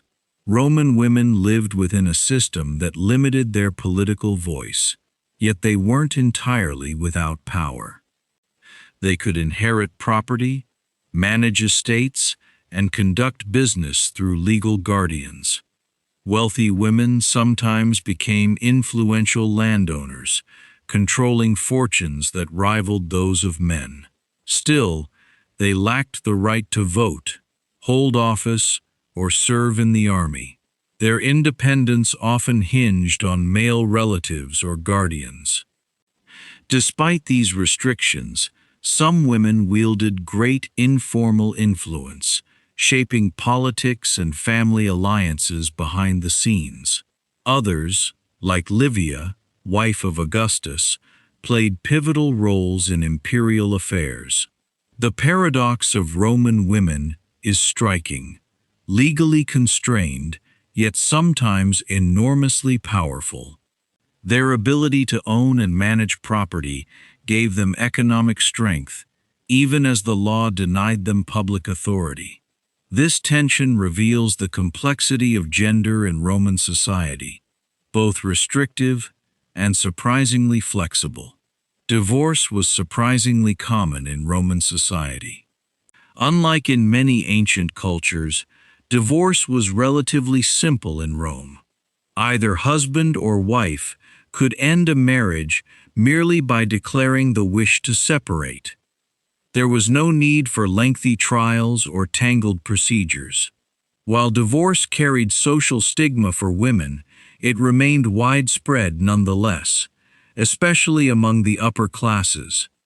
Political marriages often dissolved once their usefulness ended, and individuals might remarry several times over a lifetime. The ease of divorce shows how Romans viewed marriage less as a permanent bond and more as a contract that could be broken. This flexibility also highlights the importance of family alliances. Marriage was a tool of strategy, and when alliances shifted, so did relationships. For ordinary people, divorce was less common, though still possible. The frequency of separation shows that Roman family life, far from rigid, was often fluid and pragmatic. Guardianship laws limited women's independence. Even when women owned property or managed wealth, Roman law required them to keep a male guardian, a tutor, to oversee legal matters. This system reflected the belief that women needed male authority in financial and public dealings. While guardianship was sometimes a mere formality, it still placed a ceiling on independence. Widows and freedwomen could gain more control, but younger women in particular remained bound by the system. This legal limitation highlights the tension between women's real influence in society and their restricted official standing. Some guardians acted as rubber stamps, approving whatever the woman decided, while others exerted real control. Over time, wealthy and powerful women found ways around these barriers, drawing on influence, networks, or imperial favor to expand their freedom. Guardianship laws remind us that Rome's society, for all its sophistication, still held deep structural inequality between men and women. Written contracts bound marriages and business deals. Roman society treated contracts as the backbone of legal and personal life. Marriages, adoptions, dowries, and business arrangements were often formalized in writing, recorded on wax tablets or papyrus. These documents spelled out obligations, payments, and rights, offering a clear framework should disputes arise. For marriage, contracts detailed dowries and financial arrangements, showing how unions were often economic as well as personal. In commerce, contracts let loans, sales, and partnerships function smoothly across the empire. This emphasis on written agreements reflects Rome's broader reliance on law as a foundation for order. Even personal relationships were framed in legal terms. For historians today, surviving contracts offer a vivid glimpse into everyday concerns: who owed what, who promised what, and how families and businesses managed their obligations. They show Rome as a society deeply invested in rules, clarity, and documentation. Judges were expected to be both fair and severe. Judges in Rome were entrusted with upholding the law, and their role demanded both impartiality and discipline. They were expected to weigh evidence carefully, hear advocates out, and deliver verdicts that reflected justice. At the same time, Roman justice could run harsh, with punishments ranging from fines to exile, flogging, or even execution. Severity was viewed as necessary to maintain order across such a vast and diverse empire. Judges often came from the elite, and their decisions mirrored the values of Rome's ruling class. Still, the system aimed to balance fairness with authority, ensuring law carried both legitimacy and fear. To stand before a Roman judge was to face not just an individual, but the weight of the empire itself. The expectation of fairness paired with severity reveals Rome's vision of justice, stern, structured, and inseparable from power. Roman surgeons used scalpels, forceps, and bone drills. Archaeologists have uncovered Roman surgical kits packed with tools that look startlingly familiar: bronze or iron scalpels with replaceable blades, toothed forceps for gripping tissue, probes, needles, and even hand-powered bone drills. Writers like Celsus described procedures ranging from stitching wounds to setting fractures and removing foreign objects. Surgeons disinfected with wine or vinegar, used lint for dressings, and bandaged with surprising skill. Specialized instruments, sharp hooks for lifting tissue, blunt hooks for retraction, show that Roman medicine wasn't guesswork. It was a craft refined through experience on battlefields and in bustling cities. Many instruments came in graded sizes, evidence of standardized practice. Though Romans lacked germ theory and anesthesia, the toolkit reveals a pragmatic science focused on what worked. Open a Roman doctor's case, and you'd recognize much of it today. Careful metalwork shaped for precise hands, trying to save lives in an unpredictable world. Battlefield medicine included amputation and cauterization. Roman armies marched with medics and orderlies, and their camps set aside spaces for triage. When limbs were shattered beyond saving, surgeons sometimes performed amputations, using tight bindings or makeshift tourniquets to limit blood loss. Hot irons, or boiling oil cauterized vessels in less severe cases, while ligatures tied them off. Splints, stabilized breaks, and wound edges were stitched with linen or gut. Antiseptics weren't understood, but wine, vinegar, and honey, mildly antimicrobial, served as common cleansers and dressings. Speed mattered. Treat the shock, stop the bleeding, immobilize, then move the patient to a safer tent or base hospital. Manuals advised where to cut, how to saw, and when not to intervene at all. On campaign, Roman medicine was brutally practical. It could be crude by modern standards, but it saved soldiers who otherwise would have died, carrying hard-won experience forward to the next march. Doctors recommended garlic for infections. Roman medical writers inherited Greek theories but leaned heavily on kitchen and field remedies. Garlic appears again and again in authors like Pliny and Dioscorides as a treatment for infections, coughs, and parasites, pounded into pastes with vinegar or wine. It was applied to wounds or taken as a tonic. Today we know garlic contains allicin, which carries antimicrobial properties, one reason the remedy often seemed to help. Doctors also paired it with honey, a natural preservative used to dress ulcers and burns. No one understood microbes, but centuries of trial and error taught Romans that certain plants aided recovery. Pharmacies were gardens and markets, and prescriptions were recipes. A soldier might carry cloves as both rations and medicine, while a household kept bulbs on hand for cooking and cures. In a world without antibiotics, garlic's sting became part of a practical toolkit for pushing back rot and fever. Roman hospitals were built for soldiers along the empire's frontiers. Legionary forts often included valetudinaria, purpose-built hospitals.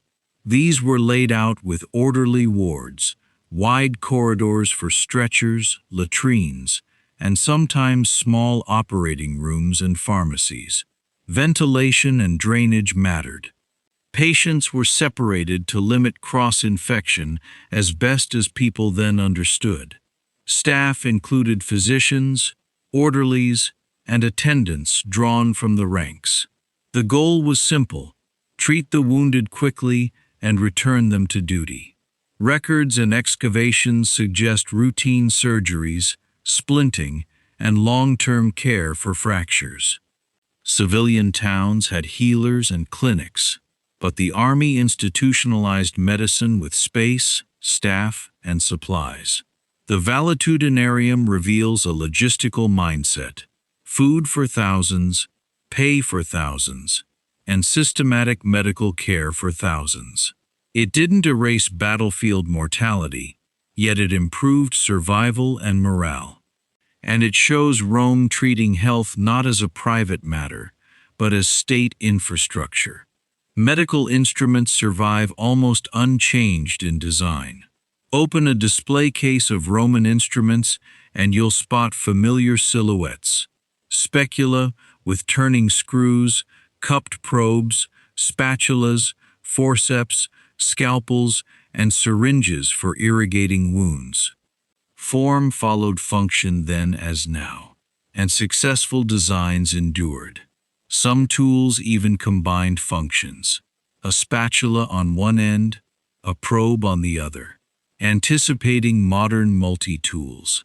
The metals differ, and sterilization stayed rudimentary, but the geometry of edges, pivots, and grips feels modern. That continuity tells a story. Surgeons 2 millennia ago faced the same anatomy and many of the same mechanical problems: how to hold, cut, lift, clamp, and see. So they converged on similar solutions. We've added anesthesia, asepsis, and imaging. They added experience, careful observation, and an engineer's eye. The survival of these instruments, sometimes from buried cities like Pompeii, turns the abstract idea of Roman medicine into something tangible: precise hands working with precise tools. Glass cups were used for early cupping therapy. Cupping, using suction to draw blood toward the skin, was practiced across the Roman world, with glass or metal cups warmed to create a vacuum. Physicians applied them to relieve muscle pain, congestion, or localized inflammation, guided by humoral theory about balancing the body's fluids. Sometimes cups were wet, with small incisions made first. More often they were dry, leaving round marks familiar from the therapy's modern revival. Medical writers detailed where and how long to place cups, pairing the treatment with massage, baths, or diet changes. Whether or not cupping achieved its aims, the technique shows Roman doctors trying to manipulate circulation and tension in a systematic way. Glass was prized because you could watch the skin rise and judge the suction's strength. In bathhouses and clinics alike, cupping sat alongside rubbing oils and hot compresses, a hands-on medicine aimed at practical relief. Dentistry included fillings made from lead. Roman teeth tell their own stories. Skeletons show cavities packed with materials ranging from resin and pitch to metal. Occasionally soft metals like lead or tin were pressed into a hole to quiet pain. Gold wire also bound loose teeth, a technique inherited from Etruscan artisans. Dental picks, probes, and forceps turn up in medical kits, and writers mention tooth extraction and mouthwashes. There was no anesthetic, but a steady hand and strong wine helped. A filling wasn't about perfect restoration. It was about plugging an ache, keeping debris out, and buying time. The presence of improvised fillings reminds us that Roman medicine was practical and opportunistic. Use what's available, what can be shaped, what calms the patient. From perfumed tooth powders to metal plugs, dentistry occupied a surprisingly sophisticated corner of everyday care. In a world where a toothache could ruin a life, Romans performed cataract surgery with needles. Long before modern ophthalmology, Roman surgeons attempted cataract operations using a method called couching. A fine needle was inserted at the edge of the eye to push the clouded lens down and out of the visual axis. When successful, the patient regained some sight, enough to navigate and work, though focus was lost and complications were common. Authors like Celsus describe the technique and aftercare: restrain the patient, steady the hand, avoid infection with wine or honey dressings, and keep the eye covered while it healed. The procedure carried real risk, yet it reflects a striking boldness. Faced with blindness, doctors attempted a precise intervention with the tools and knowledge they had. That people consented to the operation shows the value they placed on partial vision. It's a reminder that Roman medicine, for all its limits, could also be daring, delicate, and intensely human. Midwives oversaw childbirth for most women. Childbirth in Rome was usually managed at home by obstetresses, seasoned midwives who understood the rhythms and dangers of delivery. They used birthing stools, oils, compresses, and gentle manipulation to reposition infants. Manuals like Cyranus's Gynecology offered guidance on prenatal care, labor, and newborn care, reflecting a world where women's knowledge and physicians' theory met at the bedside. Midwives cut cords, swaddled newborns, judged vitality, and comforted mothers through long labors. In difficult cases, tools such as hooks or forceps-like instruments appear in the record, grim evidence of last resort intervention. Survival depended on skill, luck, and the mother's strength. Yet amid the risks, the practice was deeply communal. Family, neighbors, and attendants gathered. Food simmered. Prayers were spoken. Midwives stood as central figures in that circle, carrying techniques across generations and homes throughout the Roman world. Herbal remedies came from across the empire. Rome's pharmacies were gardens, fields, and trade routes.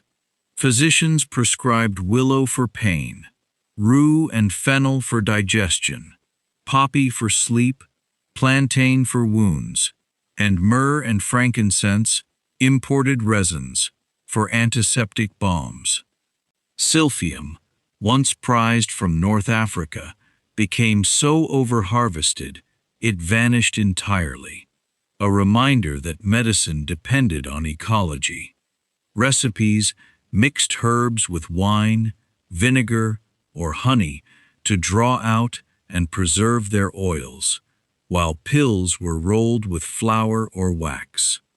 Books by Pliny and Dioscorides catalogued plants by property and region, turning the empire's reach into a medical map.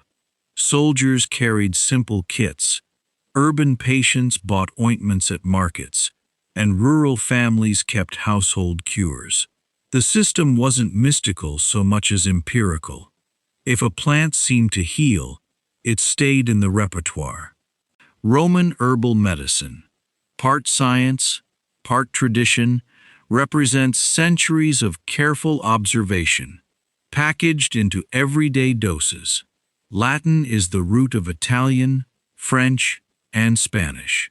Latin began as the language of a small tribe in central Italy and grew into the voice of law, command, trade, and prayer from Britain to Syria. Over centuries, everyday vulgar Latin shifted as soldiers, settlers, and merchants blended it with local speech.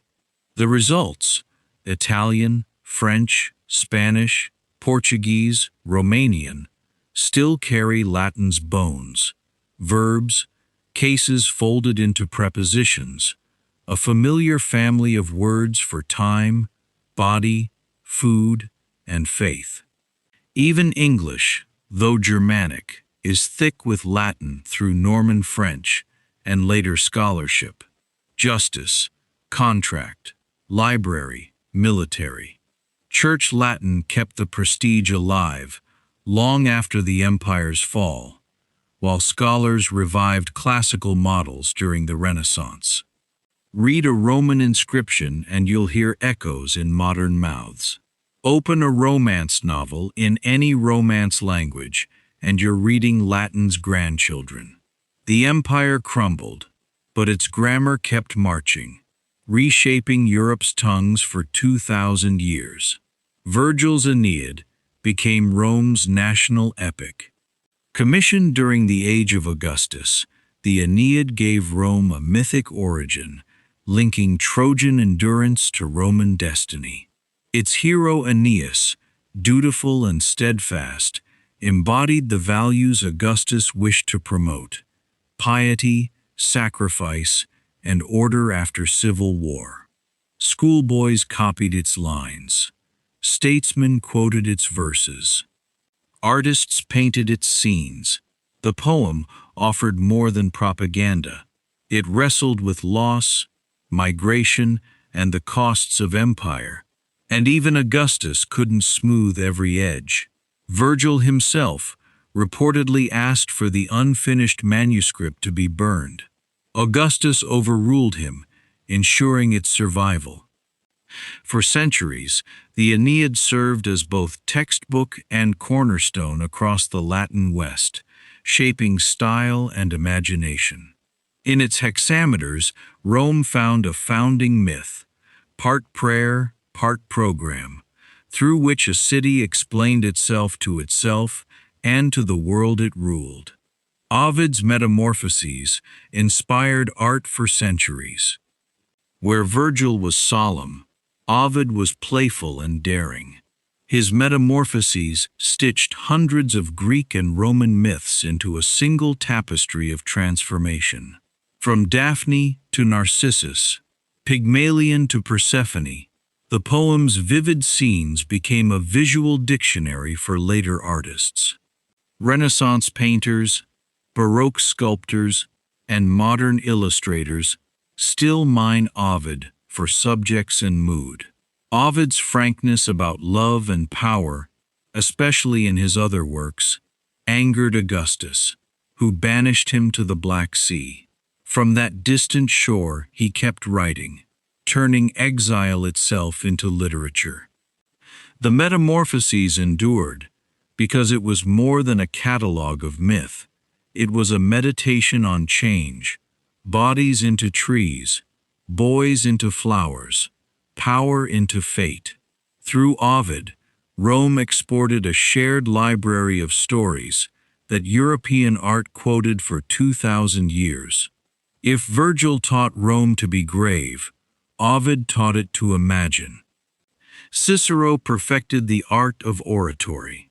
Marcus Tullius Cicero rose from provincial origins to dominate Rome's courts and politics with wit, logic, and rhythm.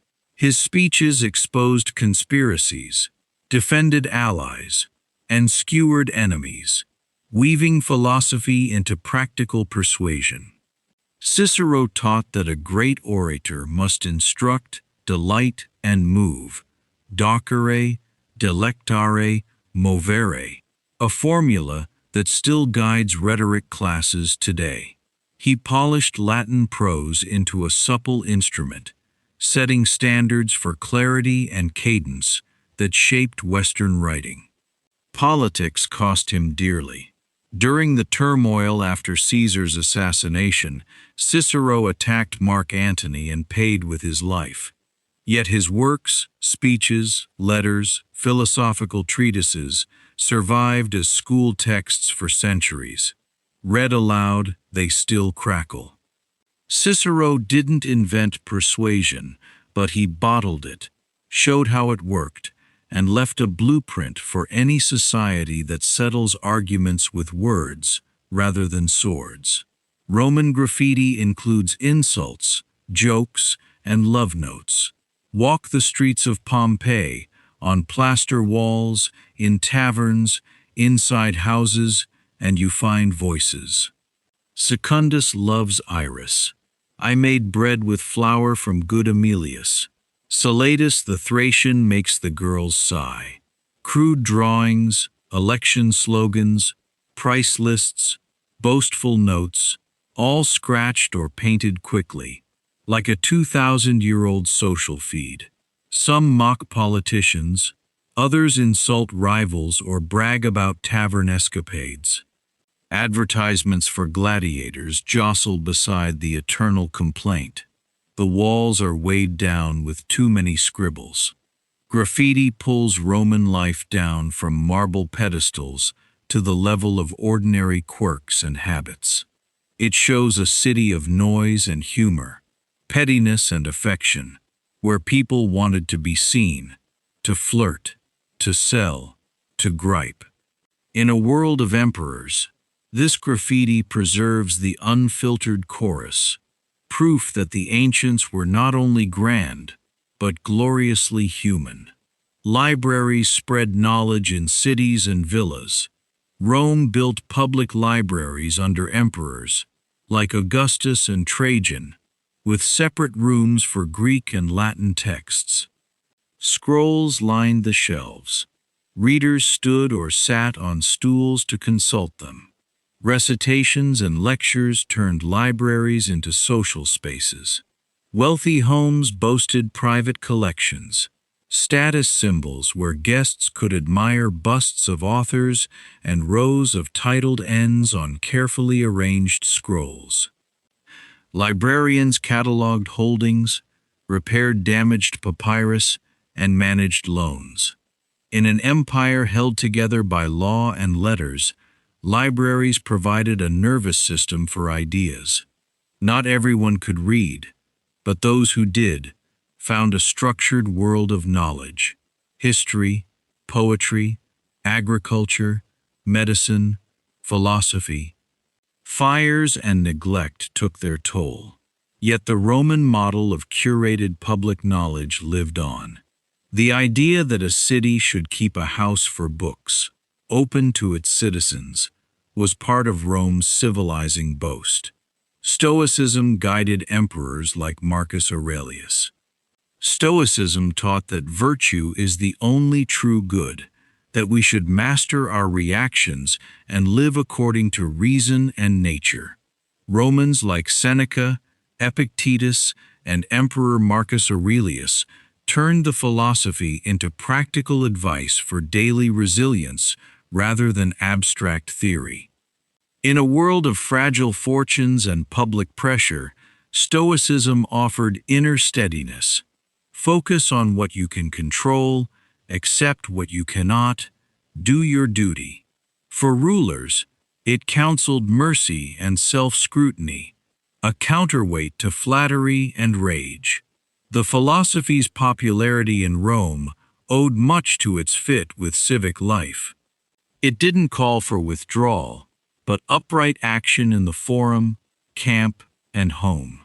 2,000 years later, Marcus's reflections still speak plainly: character over circumstance, service over ego. Rome absorbed many ideas, and Stoicism became a compass that some of its leaders genuinely tried to follow. His meditations were written during military campaigns. Marcus Aurelius never intended to publish a book. His meditations are private notes jotted in Greek, while he campaigned along the Danube in the 17th CE against invading tribes. Between dispatches and councils of war, he wrote reminders to himself: be patient, remember mortality, treat others justly, examine your own motives. The entries turn often repetitive, deliberately so, like exercises to strengthen a moral muscle. We glimpse the emperor not on a throne, but in a tent, coping with illness, loss, and the grind of winter campaigns. That the ruler of the known world needed pep talks to himself makes the text intimate and oddly comforting. The book survived by chance and copying, passing from a soldier's bedside to monks' desks to modern readers' pockets. It remains one of the clearest windows into how a Roman emperor tried to live well under pressure. Epic theater entertained crowds with masked actors. Roman stages hosted a range of performances: Greek-style tragedies and comedies, bawdy mimes, lavish pantomimes with music and dance. Actors wore masks with exaggerated features to project emotion to large crowds, and costumes signaled character types instantly. Theaters were engineering feats in their own right. Semicircular stone auditoriums with excellent acoustics, elaborate stage buildings, and curtains that rolled up from below. Festival days packed audiences in to watch familiar plots retold with fresh flair. Pantomime stars especially drew devoted followings and imperial patronage. Theater sat alongside the games as part of public life, a place to laugh, to weep a little, to see human folly safely contained on stage. Scripts toured the empire, and local troops staged shows from Spain to Syria, turning Rome's cultural web into shared entertainment that crossed language and class. Roman plays often mocked politicians. Satire grew in Roman soil. Playwrights like Plautus and Terence skewered greed, vanity, and pretension through clever servants and puffed-up masters, while later, satirists like Juvenal aimed sharper barbs at real social vices. Political humor was both a safety valve and a risk.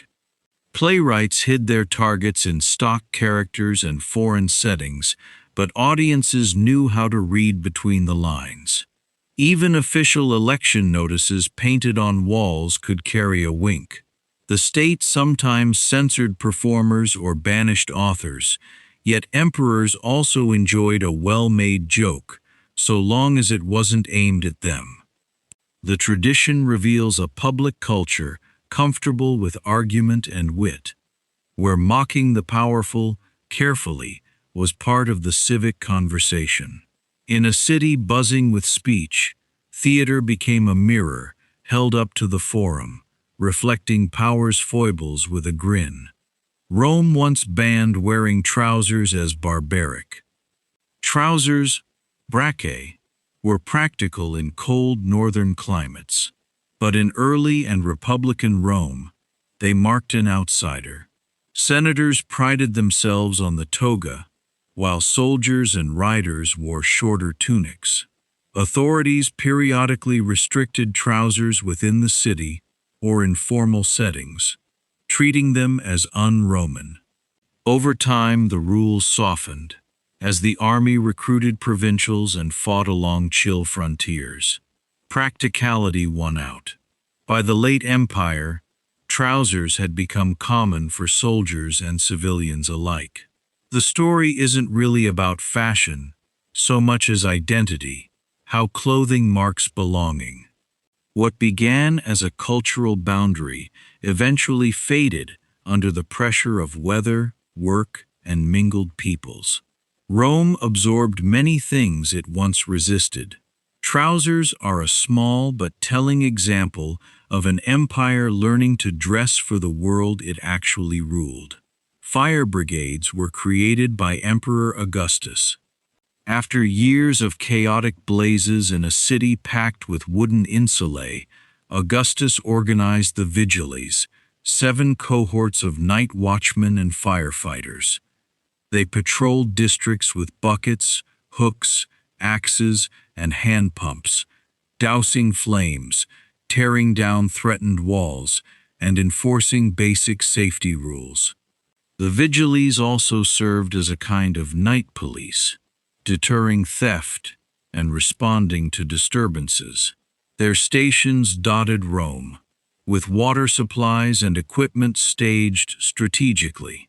The Corps didn't prevent disasters like the Great Fire under Nero, decades later, but they professionalized an essential service in a metropolis of 1 million.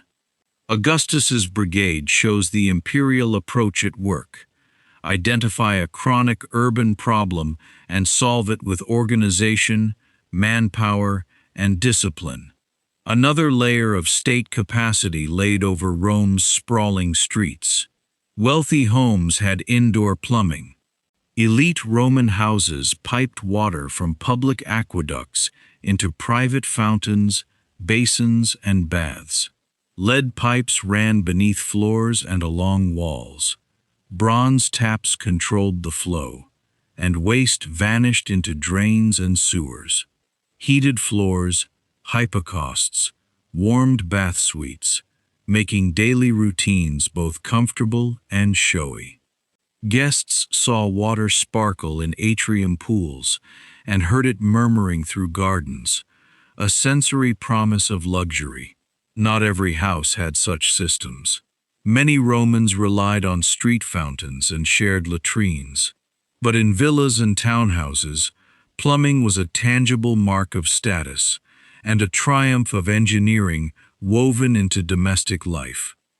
The same empire that raised vaulted domes also routed fresh water to a dressing room, an intimacy of infrastructure that made Roman comfort feel modern, even when the pipes were literally ancient. Apartment blocks often collapsed or caught fire. Most Romans lived not in villas, but in multi-story insulae, rental apartment blocks built quickly and cheaply. Timber stairs, thin walls, and crowded shops at street level made them vulnerable. Fires raced upward, poorly anchored floors failed, and whole buildings sometimes pancaked down. Emperors passed regulations, height limits, firewalls, wider streets, to curb the worst risks, and landlords faced fines for negligence. Yet demand for housing kept pressure high. Tenants on upper floors paid less, since access was harder and danger greater. The insulae stand as a reminder that Rome's grandeur rested on a precarious urban reality. For every marble forum, there were 10 dark stairwells where daily life unfolded to the creak of beams and the flicker of oil lamps. Safety improved, but the city's scale ensured regular tragedy. Street lighting came from oil lamps and torches. Rome never blazed with modern streetlights, but main thoroughfares, forums, and doorways glimmered after dusk, from oil lamps hung on brackets and torches carried by pedestrians and slaves. Wealthy households employed lamp bearers and kept lights burning for late arrivals. Festivals brightened whole neighborhoods. The vigilials patrolled with lamps, and shopkeepers sometimes left small lights burning to deter thieves.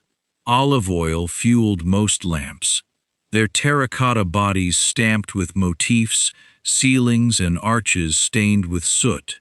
Night remained risky. Shadows hid pickpockets and hazards, but the city never truly slept. Markets opened before dawn. Bakers began work in the dark, and messengers and soldiers moved at all hours. In that dim, wavering light, Rome's nightscape feels close.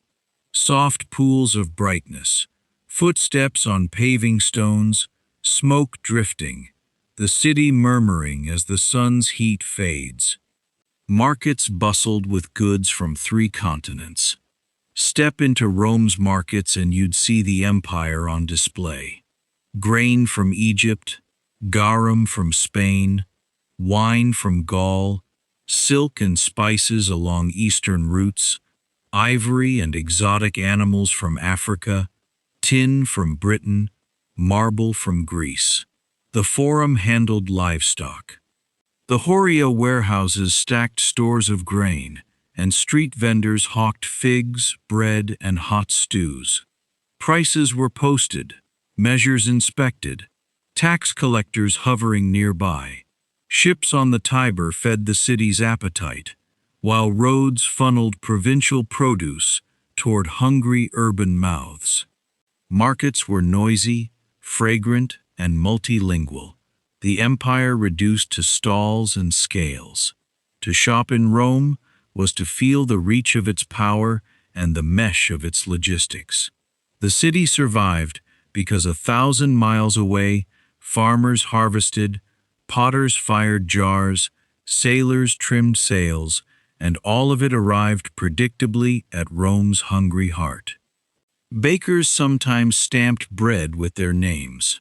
Carbonized loaves from Pompeii show round breads divided into wedges, some stamped with the baker's seal or the name of a household.